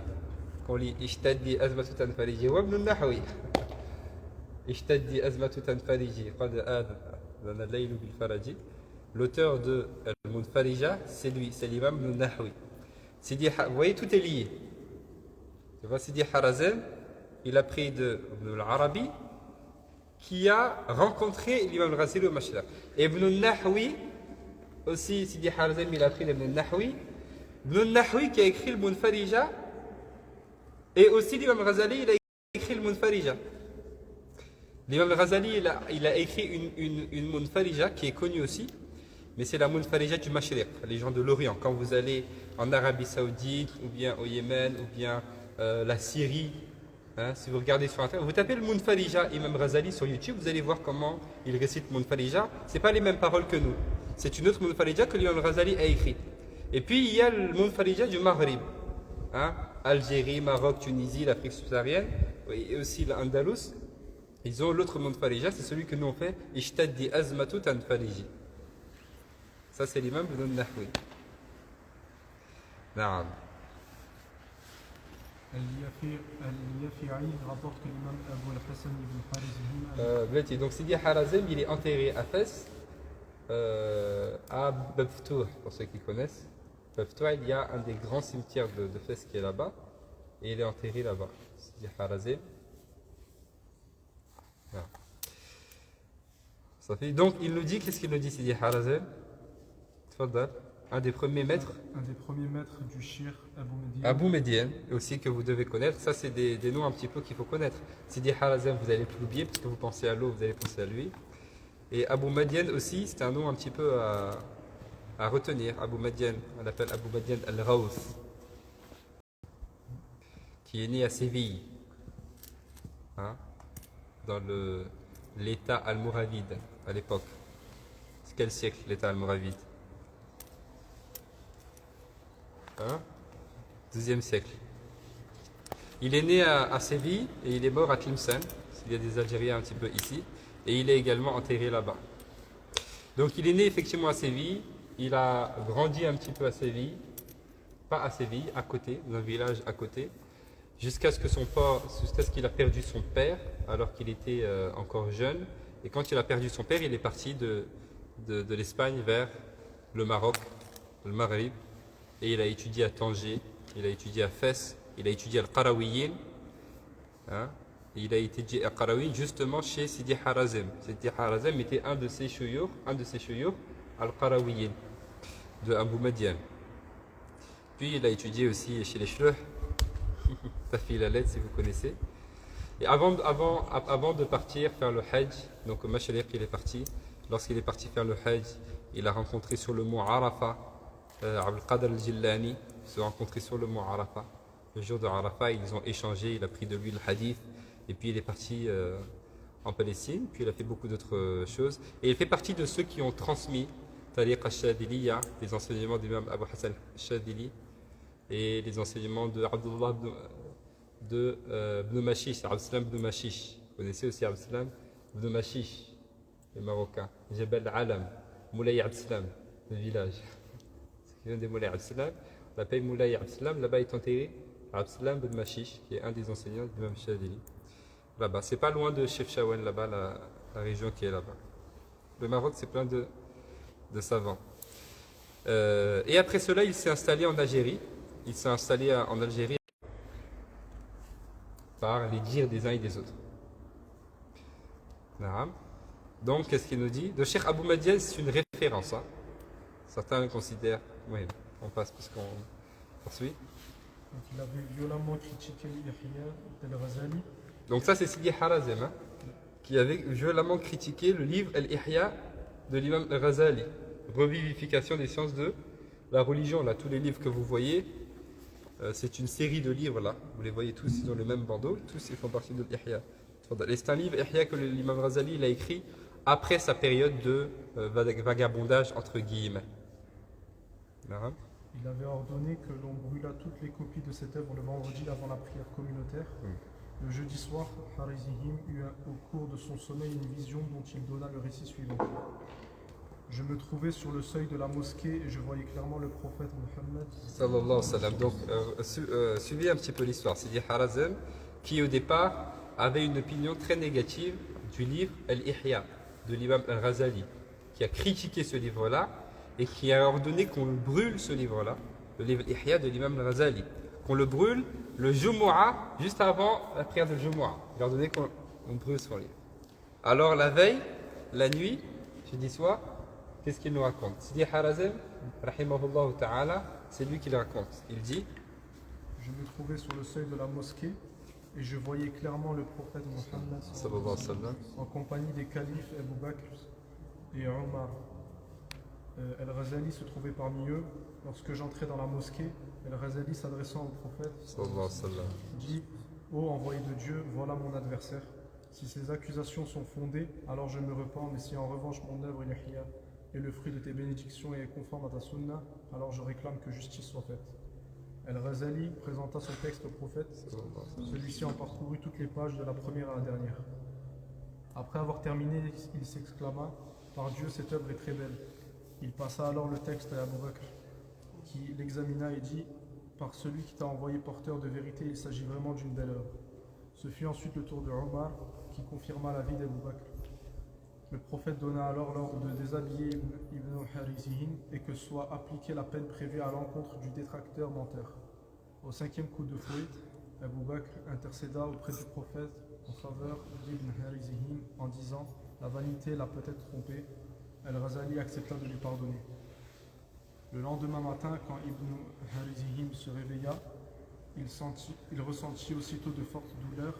Il se repentit et raconta sa vision à ses compagnons. Les douleurs ne s'atténuèrent pas, et ce n'est qu'après une autre vision au cours de laquelle le prophète lui passa la main sur le dos que son mal cessa. Donc ça, c'est une des histoires que les savants racontent un petit peu, un des récits que les savants racontent pour expliciter un peu la valeur du livre Ihya de l'imam Al-Ghazali et les mérites de l'imam Al-Ghazali. Donc ça, c'est Sidi Harazem, Allah Ta'ala, qui raconte, qui critiquait un petit peu ce livre-là. Il a ordonné qu'il soit brûlé. Il a vu en songe le prophète sallallahu alayhi wa sallam pendant la nuit. Et l'imam Al-Ghazali a indiqué à Sidi Harazem au prophète sallam en disant: c'est lui qui un petit peu critique mon livre. Et l'imam Al-Ghazali il dit: si ce qu'il dit c'est vrai, alors je me repens. Mais si ce qu'il dit c'est faux, c'est-à-dire mon œuvre c'est quelque chose de bien, alors je demande que justice soit faite. Alors le prophète sallam il a lu, et Abu Bakr a lu, et Omar a lu, et tous ils ont attesté un petit peu du bienfait de ce qu'il y a là-dedans. Alors ils ont ordonné un petit peu de sanctionner. Sanctionner qui? Sidi Harazem, jusqu'à ce que Abu Bakr intercède pour lui et l'imam Ghazali a accepté un petit peu de leur a pardonné. Et après cela, lorsqu'il s'est réveillé, il avait des douleurs, malgré que ça c'était un rêve. Lorsqu'il s'est réveillé, il s'est réveillé avec des douleurs. Et ces douleurs sont restées jusqu'à ce que dans un autre rêve, il voit le prophète sallam qui touche un petit peu son dos. Et là, ces douleurs un petit peu se sont élevées. Là, vous n'allez plus, entre l'eau et cette histoire, vous n'allez plus oublier ce Harazim. Zid. Le shir Abu al-Fath al-Shawi rapporte alors que je me trouvais un jour dans la mosquée sacrée de la Mecque, je fus investi par un état spirituel si intense que je ne pouvais ni m'asseoir ni rester debout. Je m'asseyais alors sur mon flanc droit en direction de la Kaaba et tentais de résister au sommeil. Alors que j'étais à moitié conscient, je vis le prophète dans la plus belle des formes, revêtu des plus hauts habits que l'on puisse imaginer. Je vis aussi les 4 imams, Al-Shafi'i, Malik, Abu Hanifa et Ahmed ibn Hanbal. Chacun d'eux présentait sa doctrine l'un après l'autre. Le prophète les félicita et confirma leurs propos. Et sur ce, l'un des chefs de file des hérétiques entra. Il fut immédiatement chassé sur ordre du prophète. Je m'approchai alors de l'envoyé de Dieu et lui dis: le texte que je t'apporte, Ihya, est la synthèse de ma croyance et celle des gens de la tradition. Permets-moi de te lire quelques passages de ce livre. On me concéda la lecture d'un passage du Qawa'id al-Aqa'id. Qawa'id al-Aqa'id. C'est la aqida de l'imam al-Ghazali qui a été traduit, vous le trouvez en français, hein, les règles de la croyance. Qawa'id al-Aqa'id, c'est la aqida de l'imam al-Ghazali qui est traduit en français et qui est expliqué aussi en arabe. Parmi les sharh du livre, les explications, il y a le livre Cheikh Ahmed Zarruq, il a fait une explication, il a appelé Irtinamu al-Fawaid. Irtinamu al-Fawaid, Sharh Qawa'id al-Aqa'id, qui a été écrit par l'imam Ahmed Zarruq pour expliquer ce livre-là de Tawhid, de Aqida de l'imam al-Ghazali. Donc Qawa'id al-Aqa'id, ça veut dire littéralement les règles de la croyance. C'est le livre de l'imam al-Ghazali. Donc il a lu ce passage-là, il a lu un passage de Qawa'id al-Aqa'id. Hein? Inch'Allah, on va le lire aussi, parce qu'il est traduit en français. Et nous, on a étudié un petit peu Ihtinam Fawaid. Poursuivre. Lorsque j'arrivais à la phrase suivante du texte, Dieu envoya le prophète illettré de Quraysh avec le message à tous les Arabes et à tous les étrangers, aux djinns et aux humains, le visage du prophète. Ça, c'est un passage du livre Qawa'id al-Aqa'id qu'il a lu au prophète sallallahu. Le visage du prophète s'illumina, il se retourna et demanda: où est Al-Ghazali? On amena Al-Ghazali qui aussitôt salua le prophète et qui à son tour le salua et lui tendit sa main noble pour qu'il puisse l'embrasser. Al-Ghazali s'inclina aussitôt pour tirer bénédiction de la main sainte du prophète. Plus que pour tout autre texte, le prophète exprima une immense joie après avoir entendu ma lecture du passage de l'œuvre d'Al-Ghazali. En guise de conclusion, rappelons enfin que selon le Shir Saïd al-Amoudi, le Shir al-Ghazali aurait été investi de la fonction de pôle pour une période de 3 jours à la fin de sa vie. Ça, c'est un avis parmi les savants, certains qui disent effectivement que le prophète sallam a été investi de ça, le Quds, pendant une période de 3 jours. Le Quds, qu'est-ce que c'est? Quds, ça fait partie des terminologies un petit peu dans la spiritualité, dans le soufisme, très simplement. Les savants ont organisé un petit peu la spiritualité. Hein, donc, ils ont mis un petit peu des termes, des terminologies, des définitions, ont défini un petit peu un certain nombre de choses. Et parmi ces choses qu'ils ont classifiées, qu'ils ont codifiées, comme dans le tajwid on classifie un petit peu les règles, dans toutes les sciences on classifie les règles, aussi dans la spiritualité ils ont classifié les règles, et notamment ils ont classifié, ils ont organisé les différents niveaux spirituels auxquels on peut arriver, hein, les différentes fonctions spirituelles auxquelles on peut arriver, et parmi ces différents niveaux, et le plus haut c'est ce qu'on appelle al-qutb. En arabe c'est le pôle, ça veut dire que tout tourne autour de cette personne-là, dans ce bas monde bien évidemment. Donc ça c'est une personne qui a une relation toute particulière et directe avec Allah subhanahu wa ta'ala. Et il ne peut y en avoir qu'un seul, et il y en a un à chaque époque. Ça c'est une chose qu'on trouve un peu dans la spiritualité. Il y en a un à chaque époque, ok, et il y en a un seul. Et on ne le connaît pas, les gens ne le connaissent pas. Les gens ne savent pas que c'est cette personne qui est Qutb. Ok? Oui. Ça c'est Allahu A'lam, pourquoi c'était 3 jours. Ça c'est C'est un avis d'un savant, donc de Cheikh Saïd El-Amoudi, très simplement, qui dit cela. Et d'autres personnes qui le soutiennent. Mais ça, ça ne peut être qu'un sujet de divergence. Parce que Aslan, on ne connaît pas le qutb. C'est qui? Il faut. Même s'il y a des savants qui ont décrit, qui ont dénombré 25 qutb entre Adam alayhi salam et le prophète sallallahu alayhi wa sallam. Mais on ne le connaît pas. De même que on ne se base pas là-dessus, on ne se base pas sur cette personne-là. Au fond, nous, pour parvenir à Allah subhanahu wa ta'ala, on suit le Coran et la Sunna et on suit nos règles religieuses, on suit notre méthodologie dans le fiqh, dans la jurisprudence, dans la spiritualité, très simplement. Ça, c'est juste une information qu'on nous donne, rien de plus. Il y a une personne qui a une relation toute particulière avec Allah et qui est la cause du fait qu'Allah, peut-être il ne fait pas descendre le châtiment, Allah il donne la subsistance aux gens, etc. etc. Donc, sabab. Ok. Il y a certains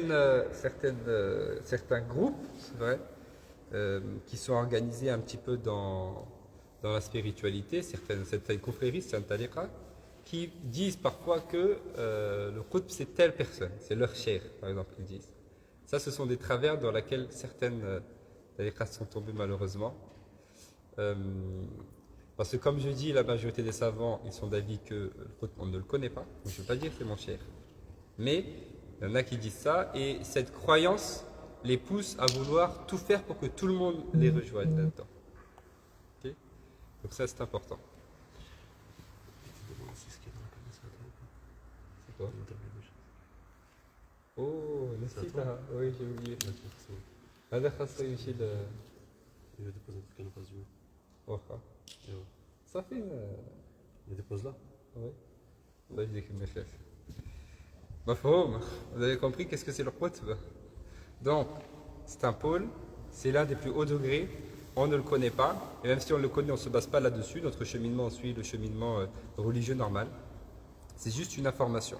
Les savants, ils ont juste mis un terme sur un état. L'état de la personne qui atteint un niveau très très haut, de sorte qu'elle devient une cause, etc., etc., hein, qui a une relation très forte, directe avec Allah subhanahu wa ta'ala. Et je veux dire, certains disent dans le groupe c'est telle personne, donc ça c'est pourquoi, et c'est ce qui fait que aussi les confréries parfois sont mal vues, parce qu'ils sont dans des guéguerres, des fois incessantes, qui sont totalement inutiles et complètement dépassées, complètement lunaires. C'est le risque de se lancer comme ça, tête baissée dans les confréries, etc. Donc il faut toujours le faire avec beaucoup de ilm, beaucoup de science, et en respectant les étapes. C'est pourquoi on a fait ce choix-là. Et ça, c'est notre méthodologie. Et c'est comme ça que nous avons appris la science avec Tasawwuf. C'est basé sur l'ilm, sur la science, avant toute autre chose. Et de cette manière-là, effectivement, je peux avoir une spiritualité qui est saine. Parce que si vous regardez, même sur Internet, vous regardez un peu les choses sur Twitter, ceux qui sont dans ces domaines-là, beaucoup de débats entre eux sur tel tariqa, sur telle confrérie, sur tel cher, sur tel truc.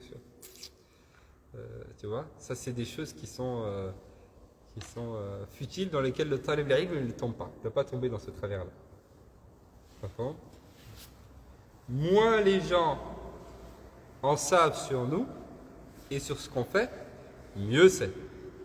Moins les gens savent quel tariqa, quel truc, mieux c'est. D'ailleurs, on enseigne, on donne aux gens. C'est tout. Le reste, tu n'as pas besoin de rentrer dans les détails.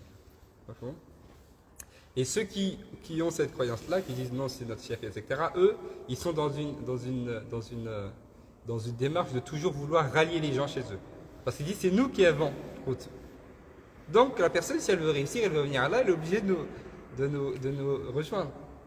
Alors, on revient un peu à l'idée du peuple élu. Mais le peuple élu par lui-même, c'est une personne qui les a élus. Et même ils se sont élus, ils se sont choisis. Enfin, donc ça c'est important de ne pas tomber dans ce travers-là. J'ai la majorité des savants, ils sont d'avis qu'on ne le connaît pas. Enfin, et tous ceux qui... La personne qu'Allah a mis à un endroit, Allah il sait pourquoi. Enfin, il sait pourquoi. Donc après, il ne faut pas se perdre. Et ça c'est important, j'attire votre attention là-dessus, parce que quand on commence à connaître des choses, à découvrir des choses sur le plan religieux, etc., on est attiré pour aller plus loin. C'est vrai? Et parfois, on va plus loin en allant dans d'autres structures, dans d'autres trucs, etc., etc. Et on s'élargit un peu trop, on s'éloigne un petit peu, et on peut perdre le sens des priorités. En se détachant de la ligne conductrice qui nous a menés depuis le départ, jusque là où on est arrivé. Et sur ce même chemin, il y a autre chose qui nous est présentée, hop, on va sur cette autre chose. Et on continue sur notre ligne, mais en ayant pris autre chose. Donc au fait, notre cheminement, notre ligne conductrice, elle n'est plus complète. Est-ce que vous comprenez ce que je veux dire? Ok. Qu'Allah subhanahu wa ta'ala nous aide. Il nous accorde la constance, Inch'Allah. Donc ça, vous allez en entendre parler dans la science de la spiritualité, de l'Qut. Donc il est dit, il y en a un à chaque époque, que les gens ne connaissent pas, et que même s'il est connu, donc effectivement, on continue notre chemin comme on le connaît, très simplement. Oui. Comment c'est qu'il existe enfin, Comment? Comment c'est qu'il y en a un tout un à chaque époque et qu'il est Ça, c'est une chose qui a été un petit peu expliquée par les savants de la spiritualité. Et comme je dis, c'est pas une chose qui existe en elle-même. Le terme Qut, on peut le supprimer. C'est juste une personne parmi les êtres humains qui a atteint un degré particulier, qui a une relation particulière, directe avec Allah subhanahu wa ta'ala. On lui a donné le terme de Qut. Comment on sait c'est lui, il est, quelles sont ses caractéristiques, etc. On ne peut pas le connaître, on ne peut pas savoir. C'est une chose qui est dissimulée. Okay. Ça, c'est en tout cas ce que disent la majorité des savants. Quand je dis la majorité des savants, là on est dans la science de la spiritualité. Savants dans la spiritualité, hein. Inch'Allah. Et donc ça c'est important, les chouïrs, ils attirent notre attention dessus. Oui, on est dans... Ça c'est important de ne pas aussi dénigrer les autres. Ça nous apprend à ne pas dénigrer les autres.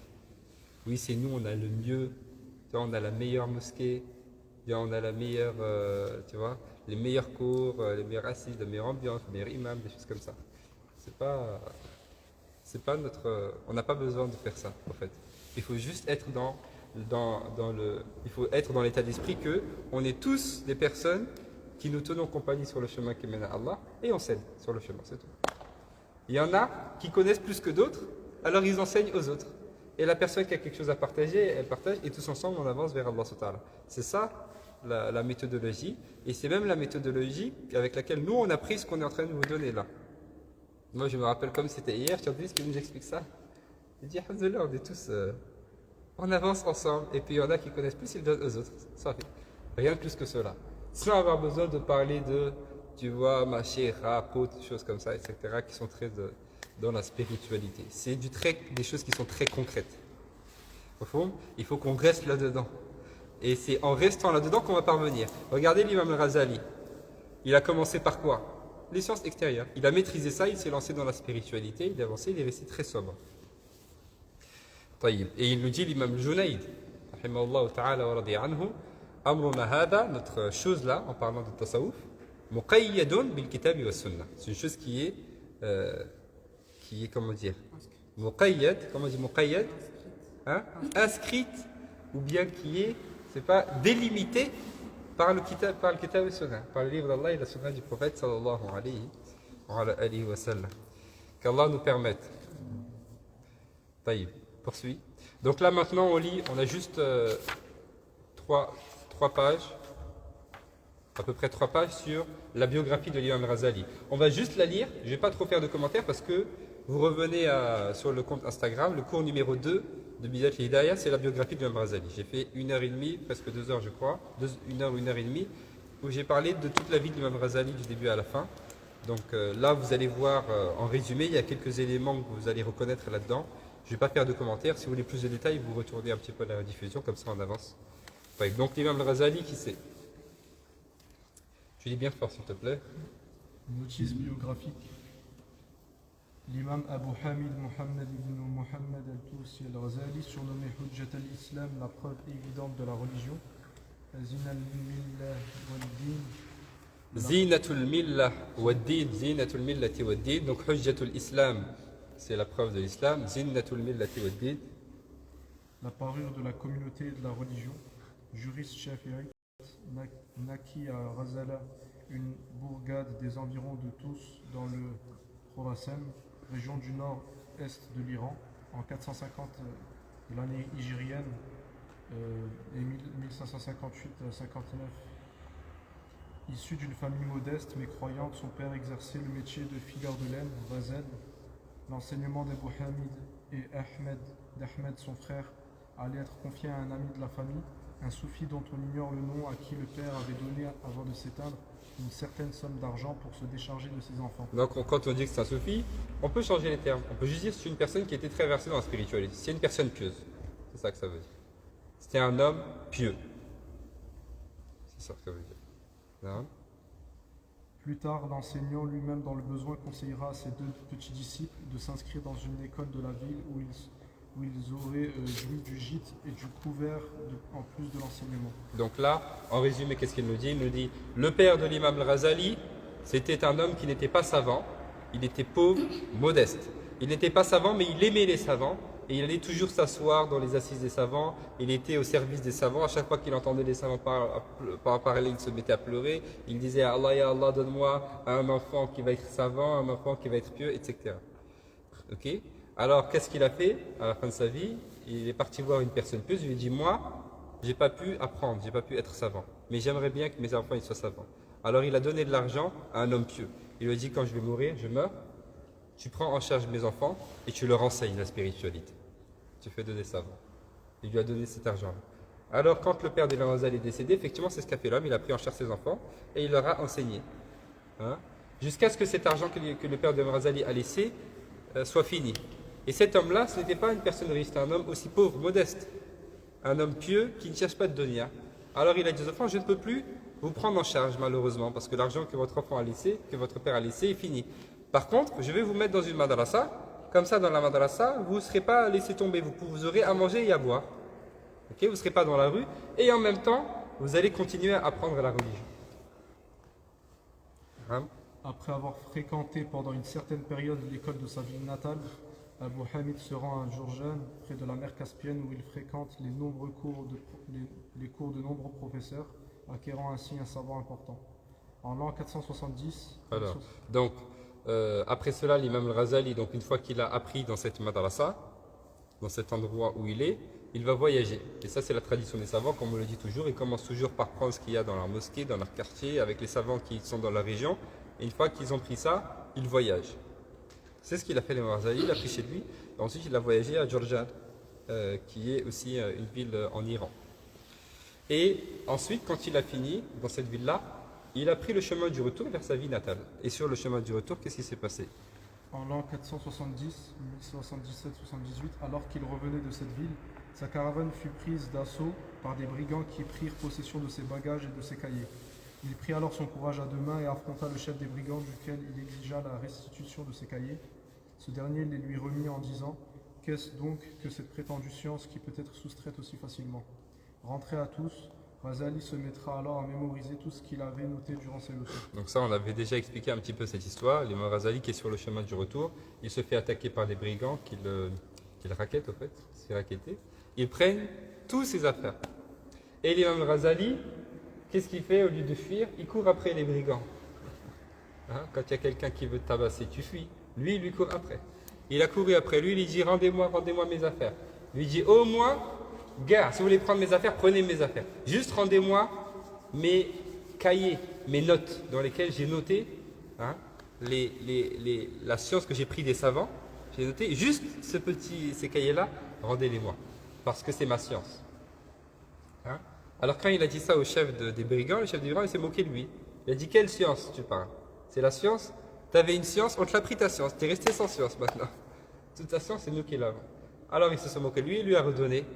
Il a dit à ceux qui sont sous ses ordres, allez donnez-lui, et ils lui ont rendu à l'imam Ghazali. Et l'imam Ghazali il a pris conscience de cela, il a pris conscience qu'en fait ma science n'est pas ma science, puisqu'elle est écrite, je ne l'ai pas. Si on me le prend, je ne l'ai plus. Alors, quand il est rentré dans sa ville natale, la première chose qu'il a fait, tout ce qu'il a écrit des savants, il a tout mémorisé. De manière à ce qu'il n'a plus besoin de ses notes. Ça, c'est l'importance de la mémoriser, la mémorisation. J'apprends, quand je suis dans un cours, je prends en note. Je ne prends pas tout en note, je prends en note l'essentiel et après j'apprends. Dans le madrasa aussi, c'est comme ça qu'on fait. On a le ha, hein? Je ne parle pas du Coran, ça on n'en parle pas. je parle les cours des sciences religieuses, l'arabia, le fiqh, etc. Quand on va même avec le ha, parce que les gens ils pensent qu'on apprend juste le Coran avec le ha. Même les sciences, on l'apprend avec le ha. Ils prennent le ha, les tablettes en bois. Dans le cours, par exemple, on faisait l'ajurmiya, sur le ha, on écrit les abiyat, sur le met, sur on écrit par exemple 2 ou 3 baits. Vous voyez? Il y a quelqu'un qui a un stylo, je vous montre. Par exemple, si je vous dis ça, c'est ma leha en bois. Bon, bien sûr, elle est beaucoup plus grande. Je vais écrire par exemple un bait là en haut, un bait au milieu et un bait en bas. Vous voyez, j'écris 3 vers de poésie. Par exemple, Ibn Ashir, j'écris un vers ici, un vers ici, un vers ici. C'est aujourd'hui le cheikh, il va me faire l'explication que de ces 3 vers là de Ibn Ashir. Pendant le cours, j'ai ma tablette et j'ai mon encre avec mon stylo plume ou bien ma qalam, ma plume en bois. Et pendant que le cheikh il fait l'explication, moi j'écris l'explication, je l'écris, je sais pas comment je vais vous. En fait, je l'écris en diagonale, voilà. C'est-à-dire que le vers il est comme ça.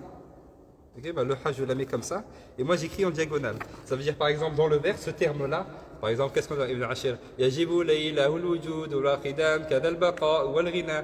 Par exemple le cheikh il va m'expliquer yajibu lillahi al-wujud. Qu'est-ce que c'est le wujud? Il va dire le wujud et moi l'explication de le wujud, je fais une flèche wujud et je l'écris là. Qu'est-ce que c'est le wujud? Ensuite al-baqa ici, al-ghina ici. OK? Mukhalafatuhu lil hawadith ici. Donc ça me fait une leha où j'ai les vers comme ça, 2, 3, et puis de ces vers là, j'ai des traits comme ça, 1, 2, de cette manière là. Et ça c'est le matin. Ensuite, je pars avec ma leha et toute la journée je mémorise. C'est-à-dire que je mémorise Ibn Ashir, j'ai déjà mémorisé, khalas. Parce qu'avant de faire le cours, déjà il faut que je l'ai mémorisé dans ma tête. Et après, le shar aussi je le mémorise. Donc les étudiants ils mémorisent le matn et ils mémorisent le sharh, l'explication du sharh. C'est vrai pour Ibn Ashir, pour le Jazariya, pour tous les moutoun, tous les poèmes comme ça des sciences religieuses. Et après, quand il enseigne, il peut enseigner sans ses notes. Parce qu'il a tout dans la tête. Le mat Ibn Ashir, il le connaît par cœur. Et le sharh, il le connaît par cœur. Donc il fait le sharh comme ça. Yajibu lillahi mathalan. Tu vois. Et il fait l'explication des vers de cette manière-là. Et ça vous permet d'expliquer, de faire des cours de cette manière-là. Taïb. Pourquoi j'ai expliqué ça, je ne sais plus. Ah, c'était l'importance de la mémorisation. Ça, c'est l'importance de la mémorisation. Mais pour mémoriser, il faut être dans un cadre où je peux mémoriser. Pour mémoriser correctement, il faut être dans un cadre où je peux mémoriser. Et quand vous allez dans le Jibal, par exemple, les madrasas qui sont dans les montagnes, etc., vous pouvez faire que mémoriser. Parce qu'il y a des montagnes à votre droite, gauche, devant, en haut et en bas. Donc vous n'avez rien d'autre à faire que mémoriser. Ici c'est un peu compliqué, ça va nous permettre. Après 3 ans passés dans sa ville natale, il se rend à Nishapur, capitale de la province et siège d'une des écoles qui porte le nom de Nizamiya, du nom de leur fondateur, le fameux Nizam al-Mulk, où enseignait l'illustre imam Abu al-Ma'ali al-Juwayni.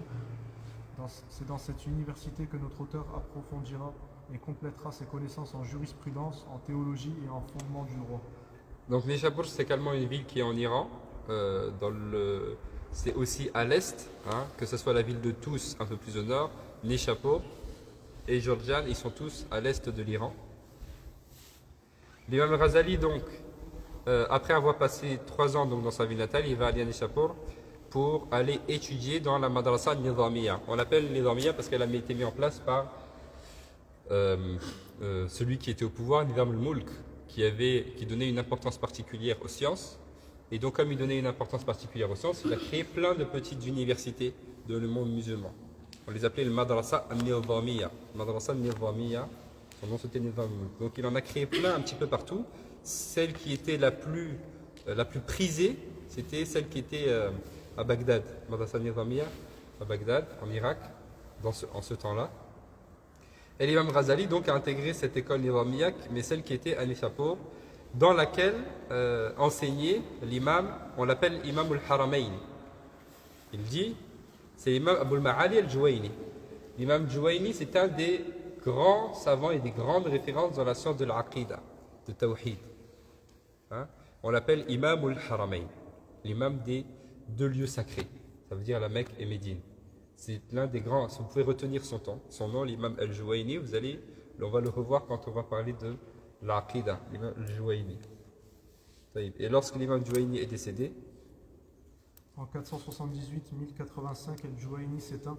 Ghazali quitte alors la Nizamiya de Nishapur pour gagner la cour de Nizam al-Mulk.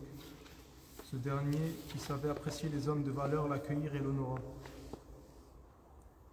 La notoriété de Ghazali, qui avait déjà compilé certaines œuvres, s'affirme et s'étend. En 484, juin-juillet 1091, le vizir le nomme professeur de droit chaférite à la Nizamiya de Bagdad. Donc l'imam al-Ghazali, rahimahullah ta'ala, il quitte cette madrasa-là pour intégrer la cour du pouvoir, hein, où il y a beaucoup de savants, etc. Donc il va un petit peu faire montrer sa science devant les savants qui sont déjà dans la cour de celui qui a le pouvoir. Et donc il se fait vraiment une aura, il se fait une parole, et sa science l'a déjà précédé là-bas, etc. Et après cela, donc, ce vizir-là, il va justement le nommer, l'imam al-Ghazali, comme enseignant à la Nizamiya de Bagdad. Et on a dit que la Nizamiya de Bagdad, c'était la plus importante, la plus prisée de l'école. Consécration et affirmation du talent et de l'érudition de notre auteur. Il ne tarde pas à se révéler un éminent professeur entouré et apprécié. Ses cours étaient fréquentés par plus de 300 étudiants, dont certains personnages éminents. Au cours de ses années passées à l'université et auprès du vizir, Ghazali produira de nombreux traités dans divers domaines et émettra des fatwas qui resteront célèbres. Donc il enseigne dans cette madrasa Nizamiya, il va même après par la suite devenir directeur de cette madrasa, rahimahullah ta'ala wa radi anhu. Et là il va écrire beaucoup de livres, il va enseigner beaucoup, il va écrire beaucoup de livres, et vraiment il va devenir extrêmement célèbre par cela. En 487-88, 1994-95, son activité littéraire s'intensifie. Puis au mois de Dhul Qa'da, 488 novembre 1995, les signes d'une crise intérieure commencent à apparaître et son désarroi se fait de plus en plus ressentir. Il nous parle là d'une crise intérieure. En 487 de l'Hijra, correspondant à 1094. Donc là, l'imam Ghazali, il est devenu extrêmement célèbre. Les gens voyagent de partout pour venir l'écouter. Son nom est devenu viral. C'est un des très grands savants de son époque. Les savants viennent prendre de lui. Les savants sont présents dans ses assises. Vous savez, les grands savants. Par exemple, nous, on fait par exemple un cours de spiritualité. Je demande à Hicham de lire. Si vous allez dans les assises des savants, les cours des savants, ce sont les savants qui lisent pour les savants. Si vous allez dans les cours de Qarawin avant à l'époque, etc., il y a le cheikh qui est assis sur le kursi, il fait son dars. Et celui qui fait le sard, c'est quoi le sard? Le sard, c'est la lecture du livre. Donc ce sont les étudiants. Ce sont des savants aussi. C'est les savants qui lisent parce qu'il a atteint un très très haut niveau. Ce ne sont pas des étudiants. Lui, celui qui lit, Aslan, c'est un savant. Il vient aussi pour prendre du cheikh. Donc c'était le cas pour l'imam Ghazali qui est devenu vraiment très très célèbre. Très célèbre. Mais il se rend compte qu'il n'a pas trouvé ce qu'il recherchait.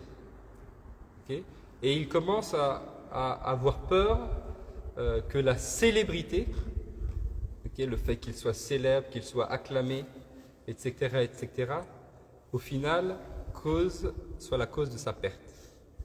Il commence à se faire du souci.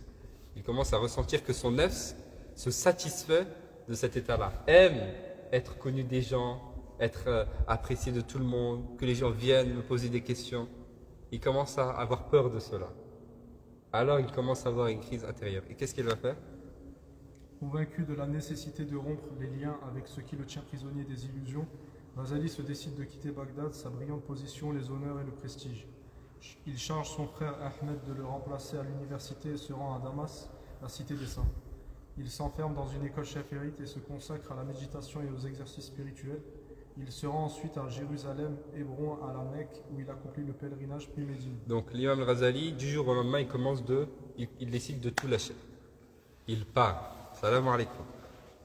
Il met son frère Ahmed, le frère Ahmed, le frère de l'imam Ghazali, qui était aussi un savant Simplement, l'imam Razali était connu dans les sciences religieuses, était spécialiste dans les sciences religieuses, et son frère Ahmed était connu dans... L'oration. Voilà, il était très éloquent, il faisait da'wah, c'est un grand prédicateur. C'est les doras qu'avait fait son père, hein. C'était les doras qu'avait fait son père, yarhamukallah. Et donc il décide du jour au lendemain de tout quitter. Il quitte le prestige, les honneurs, etc. Et il part. Du jour au lendemain, il part. La première chose qu'il fait, au fait, bon là c'est résumé, il va d'abord au Hajj, etc. Puis après il va effectivement s'installer à Bagdad, à Damas, pardon, à Dimashq. Il va s'enfermer dans une école chafirite, effectivement. Bien sûr, quand il va s'installer là-bas, il ne va pas s'installer en tant qu'imam Razali. Il enlève son vêtement de savant et quoi, et il part en incognito. Personne ne le connaît. Il part vraiment pour écraser son nefs, mettre au service des gens, et personne ne le reconnaît. Vraiment, il part pour s'éduquer. Il va s'adonner un petit peu aux exercices spirituels. Et il va beaucoup voyager, il va aller donc à Jérusalem, il va aller à Hébron et à la Mecque. Hébron c'est quoi? En arabe c'est quoi Hébron? Al-Khalil. Hébron c'est la ville, en arabe on l'appelle Al-Khalil, c'est ma ville. Pourquoi on l'appelle Al-Khalil, cette ville-là, Hébron? Hein? Parce qu'elle est? Oui, Al-Khalil c'est le bien-aimé. Mais pourquoi on l'appelle comme ça? Parce que Ibrahim al-Khalil est enterré là-bas. Sayyidina Ibrahim, le prophète Ibrahim alayhi salam, c'est quoi son surnom? Hein? Ibrahim Khalila. C'est le surnom d'Ibrahim, on l'appelle Ibrahim huwa Khalilullah, Khalilur Rahman. Cette ville, on l'appelle la ville de Al-Khalil, hein? Hébron. Parce que Ibrahim alayhi salam est enterré dans cette ville-là, en Palestine. Vous avez été là-bas? Ah. Qu'Allah nous permette aussi d'aller visiter. Oui. Alors, en 493, 1099. Donc après avoir fait ce grand voyage, donc là c'est très résumé, hein, il va vraiment dans beaucoup de pays, il se passe beaucoup de choses, etc. etc. À la fin de cela, il retourne un petit peu donc dans sa ville natale. Il retourne dans sa ville natale, il y enseigne la jurisprudence et fonde une khanqa. Une khanqa, c'est un endroit qui est dédié, comme une zawiya, un endroit qui est dédié à l'adoration d'Allah, à l'enseignement de la science, de l'ilm, aux exercices spirituels, etc. Ce n'est pas une mosquée jami'a, mais c'est un endroit quand même qui est réservé un petit peu à ça. Comme vous avez un peu au bled, des endroits comme ça, qui ne sont pas vraiment des mosquées, on ne fait pas le Jumu'ah dedans. Donc, il peut y avoir les 5 prières, mais il n'y a pas le Jumu'ah. Et c'est ouvert toujours, les gens y viennent, il y a des cours qui sont faits gratuitement, il y a des gens qui vont en i'tikaf là-bas, etc. Ouais. Donc, il s'adonne aux exercices spirituels et il forme des disciples. Donc là, il a changé complètement le domaine. Avant, il était dans les sciences extérieures. Il a atteint un degré très avancé dans pratiquement l'ensemble des sciences extérieures. Il laisse tout ça, il parle, s'exerce spirituellement. Il revient, il enseigne toujours les sciences extérieures, mais avec une autre méthodologie. L'objectif maintenant, c'est que les gens, à travers ces sciences-là extérieures, ils parviennent à Allah subhanahu wa ta'ala. Okay? Avec cette touche spirituelle. Ils forment donc des disciples, donc des personnes qui prennent le chemin, qui va les mener à Allah subhanahu wa ta'ala. Okay? Quand on voit disciples, etc., des personnes qui prennent le chemin soufisme, on pense tout de suite à la spiritualité. Alors il n'y a pas de spiritualité sans respect des règles religieuses. Impossible que je sois un disciple si je ne me conforme pas aux règles religieuses. À commencer par les obligations et les interdictions. Toutes les obligations qu'Allah m'a données, faire les obligations avec rigueur et s'éloigner des interdits avec rigueur. Sinon, ce n'est pas possible de prendre le chemin. C'est par ça que ça commence. Au fond. Donc, c'est pour ça qu'on dit c'est l'élite, le soufisme. Pourquoi? Parce que c'est ceux qui, s'ils ne respectent pas ça, ils ne peuvent pas en faire partie. C'est une condition. C'est pourquoi la personne qui s'ancre profondément dans la spiritualité, elle n'a que deux jugements. La chose que je fais, soit elle me rapproche d'Allah, soit elle ne me rapproche pas d'Allah. Si elle me rapproche d'Allah, je considère que c'est wajib, c'est obligatoire. Ça ne se discute même pas. Même si dans la jurisprudence, ce n'est pas obligatoire. Par exemple, il y a une personne qui dans la rue vient me voir, me demande de l'argent, alors ce n'est pas obligatoire. Mais je sais que ça me rapproche d'Allah, je fais comme si c'était obligatoire. La question ne se pose pas. Et de même, une chose qui ne me rapproche pas d'Allah, même si ce n'est pas une chose haram, Par exemple, c'est juste une chose qui est détestable, déconseillée, ou bien c'est même pas une chose déconseillée, c'est autorisé, gars, j'ai le droit de le faire. Mais ça ne me rapproche pas forcément d'Allah, je considère que c'est haram. C'est pourquoi on dit c'est l'élite. Ils ne font qu'uniquement que ce qui les rapproche d'Allah, et rien d'autre. Okay? C'est pourquoi on ne peut pas dire le soufisme c'est quelque chose qui est en dehors de, tu vois, parce que c'est l'élite. Et si ce n'est pas ça, alors on ne l'appelle pas le soufisme, ça n'en fait pas partie, c'est autre chose. Okay? Même si eux ils disent oui, soufisme, je sais pas quoi, ils disent ce qu'ils veulent, c'est leur définition. Mais ce n'est pas notre définition. Notre définition de tasawwuf, c'est la sincérité de l'orientation vers Allah avec ce qu'il veut, comme il le veut. Je ne peux pas parvenir à Allah avec des choses qui sont haram ou avec des bid'ah, etc. C'est pas possible. En 499-1106, le gouverneur de Khurasan Sinjar, Fakhr al-Mulk, fils de Nizam, le somme de reprendre son enseignement. C'est en arabe, Nizam. Le somme de reprendre son enseignement à la Nizamiya de Nishapur. Il commence par refuser, mais devant l'assistance de ses amis et proches, il finit par accepter. Donc il revient chez lui, il fait cette zawiya dans laquelle il enseigne aux gens, il forme les gens, etc. Et jusqu'à ce que le pouvoir, un petit peu le fils du vizir de l'époque, lui demande, le loisir, hein, il lui demande de revenir reprendre son enseignement, il refuse. Hein. Il s'éloigne maintenant du pouvoir, n'est-ce pas? Et c'est important toujours d'avoir une distance avec le pouvoir. Hein. Le savant, il ne doit pas avoir une relation trop étroite avec le pouvoir en place. Il doit avoir de bonnes relations, parce que sinon on risque de lui mettre des bâtons dans les roues dans son enseignement, dans ses entreprises, etc. Donc il doit avoir une bonne relation. Et ça, c'est aussi la religion qui me le demande. Donc l'obéissance au gouverneur, c'est une chose qui est obligatoire. Donc il ne demande pas de faire des choses qui sont haram. Okay, mais je garde toujours cette distance-là. On sait, les savants, ils ont l'habitude de ne pas prendre l'argent, par exemple, qui vient du pouvoir, etc., etc. Ils gardent ces distances. Et jusqu'à aujourd'hui, même nos cheyurs, c'est comme ça aussi qu'ils agissaient de cette manière-là. On se soutient et on garde de bonnes relations, parce que c'est la stabilité du pays.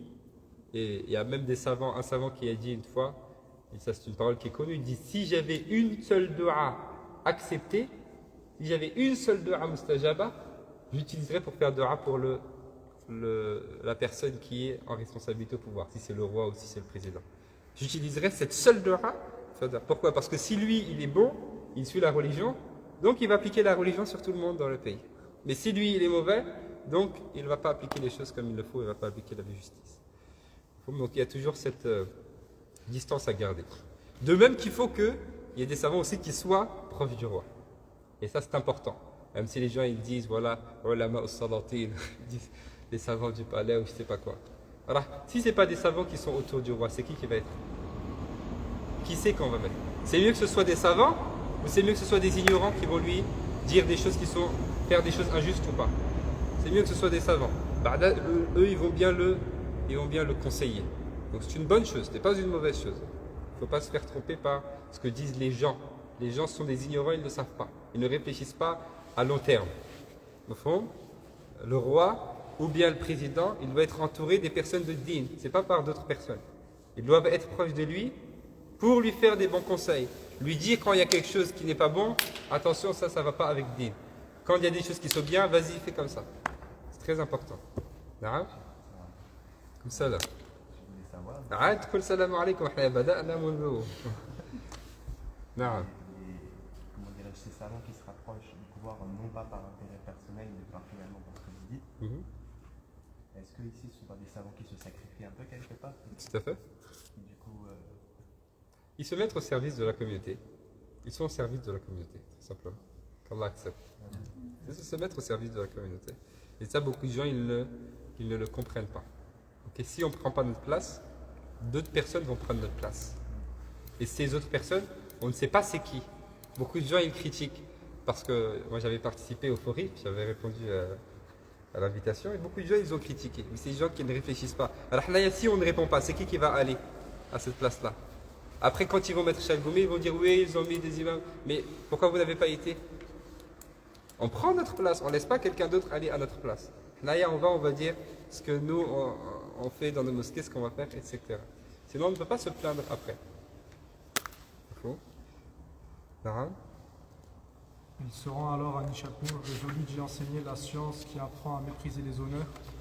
Il ne séjournera pas longtemps dans la capitale de province. En 503 1109 10, il retourne dans sa ville natale et reprend sa vie contemplative. Oui, lorsque la personne a goûté à cette grande spiritualité, a goûté à la vie dans l'exercice spirituel, qui est loin de la ville et de tout ce qui va avec, donc c'est difficile un petit peu de changer. Donc il enseigne, et puis tout de suite il retourne un petit peu dans sa ville natale où il va décéder. Naam. Quelques mois plus tard, le 14 Jumad 505-18 décembre 1111, Razali s'éteint. On l'enterrera à tous près de la tombe du grand poète persan Firdaus. La tombe de l'imam Razali est encore là-bas, donc c'est en Iran, à l'est, au nord-est de l'Iran, et visite. Donc ça c'est en résumé, hein. C'est vraiment quelques pages sur la vie de l'imam Razali. Si vous voulez vraiment plus de détails, vous allez donc sur le live du cours numéro 2, Bidayat al-Hidayah, Inch'Allah tabaraka wa ta'ala. On en vient donc à notre livre, très simplement. Alors, on ne va pas avoir le temps de le commencer parce qu'il y a déjà midi et quart, on va passer à Al-Fiqhiyya, au cours de Fiqh. Et donc, dimanche prochain, il y a le séminaire sur les ablutions et la prière. Donc, normalement, on ne fera pas court. Donc, on fera court le dimanche d'après, Inch'Allah. Et donc, on commencera directement dans le livre, Inch'Allah. Donc là, vous voyez, c'est ce que je vous ai expliqué, hein, ce qu'on va commencer à lire la prochaine fois. Un ancien étudiant qui fut au service du Cheikh, donc du Cheikh Al-Razali, s'était employé à apprendre et à étudier auprès de lui jusqu'à recueillir les subtilités des sciences et perfectionner les vertus de l'âme. C'est-à-dire c'est un étudiant qui a étudié jusqu'à devenir un grand savant, un cheikh.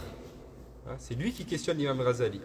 Il lui dit, puis un jour qu'il méditait sur l'état de son âme, il réfléchissait sur moi-même, est-ce que j'ai étudié, j'ai appris la religion, mais est-ce que je suis arrivé vraiment à ce que je voulais? Où est-ce que j'en suis? Quelle est ma relation avec Allah subhanahu wa ta'ala? Haluhu, ma huwa haluhu ma'Allah. Hein, même nous, quand on se voit, qu'est-ce qu'on dit? Kayfa haluk? Kayfa haluk? Quand on dit kayfa haluk, ça veut dire quel est ton état? Tout de suite, on pense à notre état physique, la santé. Bi khair, alhamdulillah. Mais les gens qui sont très versés dans la spiritualité, lorsqu'ils entendent kayfa haluk, ils n'entendent pas leur état physique. Ils entendent kayfa haluk, kayfa haluka ma'Allah. Quel est ton état avec Allah? Alors quand ils entendent kayfa haluk, ils sont pris de waja', de douleur, de souffrance, ils se lamentent avec un Ya Rabbi, quelle est ma relation avec Allah, etc. Quand ils entendent kayfa haluk. Alors cet étudiant-là, il s'est questionné sur son état, sur l'état de son âme. Et cette pensée lui vint à l'esprit, se disant lui-même, j'ai étudié toutes sortes de sciences et dépensé les plus belles années de ma vie à les apprendre et à les recueillir. Il me faut maintenant savoir laquelle d'entre elles me sera utile demain et m'accompagnera à la tombe, et m'accompagnera dans la tombe, et laquelle au contraire me sera inutile, afin que je m'en défasse. En effet, le prophète sallam disait, ô mon Dieu, je me réfugie en toi contre toute science inutile. Ilman la yanfa. Hein? Donc ça, on commencera, Inch'Allah, la lecture de cela dans notre prochain cours. Qu'Allah subhanahu wa ta'ala nous le permette. Est-ce qu'il y a des questions ou bien on s'arrête là-dessus, Inch'Allah? Non. Le séminaire de la semaine prochaine, on va utiliser quoi comme support? Le support, ce sera moi, Inch'Allah. Donc, je vais vous faire un petit peu un résumé d'éléments qu'on trouve dans Ibn Ashir. Parce qu'en fait, il y a dans l'Akhdari des choses qu'on ne trouve pas dans Ibn Ashir, dans Ibn Ashir des choses qu'on ne trouve pas dans l'Akhdari, dans les deux des choses qu'on ne trouve pas dans Ar-Risala. Donc moi, je vais vous faire, c'est moi-même qui vais vous donner le cours, Inch'Allah, toute la journée. Il faudra juste venir avec de quoi noter. Inch'Allah, ça marche? Qu'Allah subhanahu wa ta'ala nous aide. S'il y a d'autres questions? Non. Oui, alors juste un, deux. Moi j'ai une question par rapport à ce qu'on avait vu. En fait, on voit souvent que les saints peuvent voir le prophète sallallahu alayhi wa sallam en rêve. Est-ce que c'est une karama ou Non. Parce qu'en fait, le prophète sallallahu alayhi wa sallam, il avait dit que juste les personnes qui l'ont vu en vrai peuvent le voir en rêve. Non. Non, ça c'est pas forcément une karama. Alors, on peut dire que c'est une chose qu'Allah a donné à... C'est un cadeau qu'Allah, c'est un don, c'est un cadeau qu'Allah donne à une personne. Mais il n'y a pas que des personnes... Alors, si la personne voit le prophète sallam, c'est qu'effectivement il y a quelque chose. mais ce n'est pas réservé à une certaine catégorie de personnes. Ça, c'est une chose qui est possible, de voir le prophète sallallahu alayhi wa sallam, bref. Mais du coup, même s'ils l'ont pas vu. Même s'ils ne l'ont pas vu en vrai, effectivement. Tout à fait, c'est possible. Et ce hadith du prophète sallallahu alayhi wa sallam, probablement qu'il a vocation à affirmer un petit peu la véracité de cela, la véridicité du fait que c'est bien le prophète sallallahu alayhi wa sallam. Assurément. Et il y a beaucoup d'histoires qui sont racontées là-dessus. Hein? En fait, je voulais revenir peut-être sur les raisons pour lesquelles il y a cette Oui. domaine.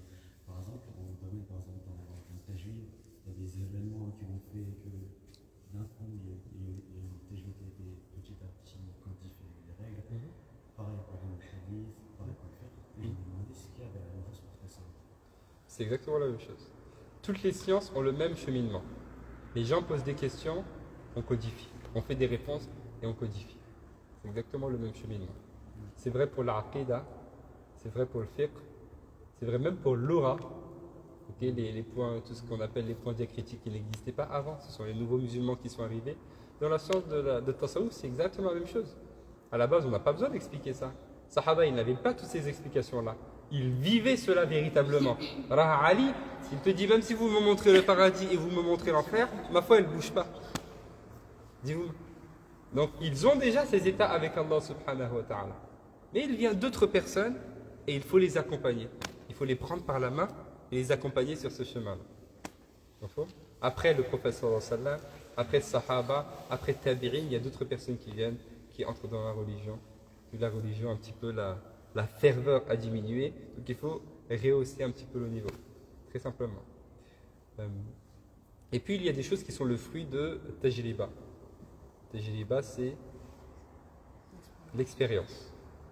Il y a des choses qui sont basées sur l'expérience, très simplement. Telle chose a été expérimentée, elle a donné ses résultats, hop, on va la codifier, très simplement.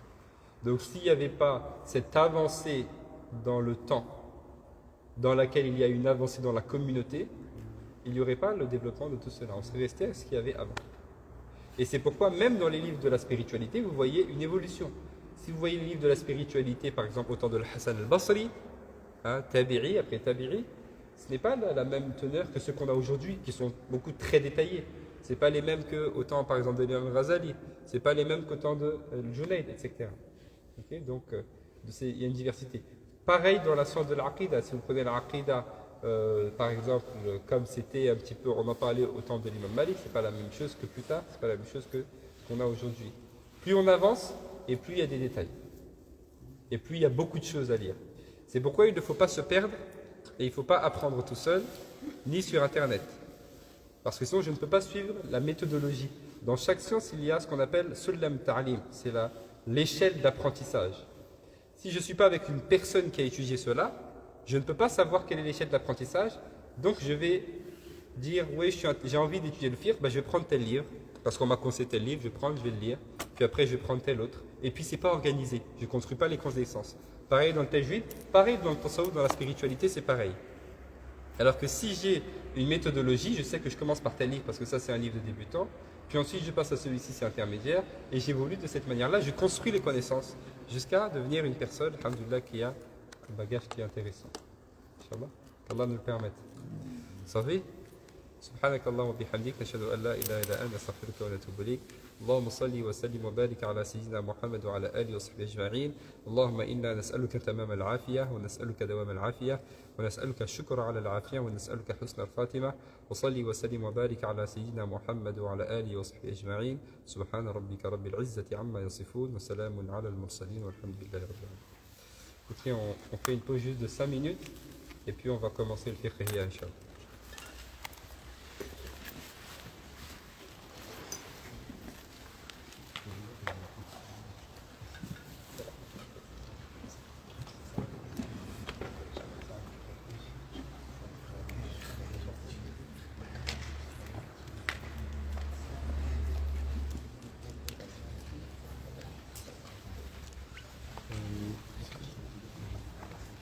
Alors, comment est-ce qu'on. Il y a des personnes qui demandent comment on révise les moutons mémorisés, en les récitant tout simplement.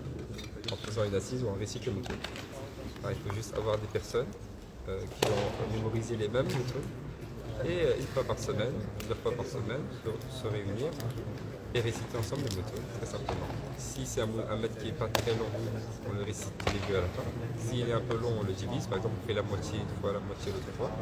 Ou bien on le divise en plusieurs parties, très simplement. Et si j'ai personne avec moi qui a mémorisé les moutons et que je vais réviser, je les ai enregistrés en audio, je les mets, je répète avec l'audio, très simplement. Inch'Allah. Comme ça qu'on révise un petit peu les moutons. Inch'Allah. Excusez-moi, je vais juste d'abord écrire ça pour ne pas perdre.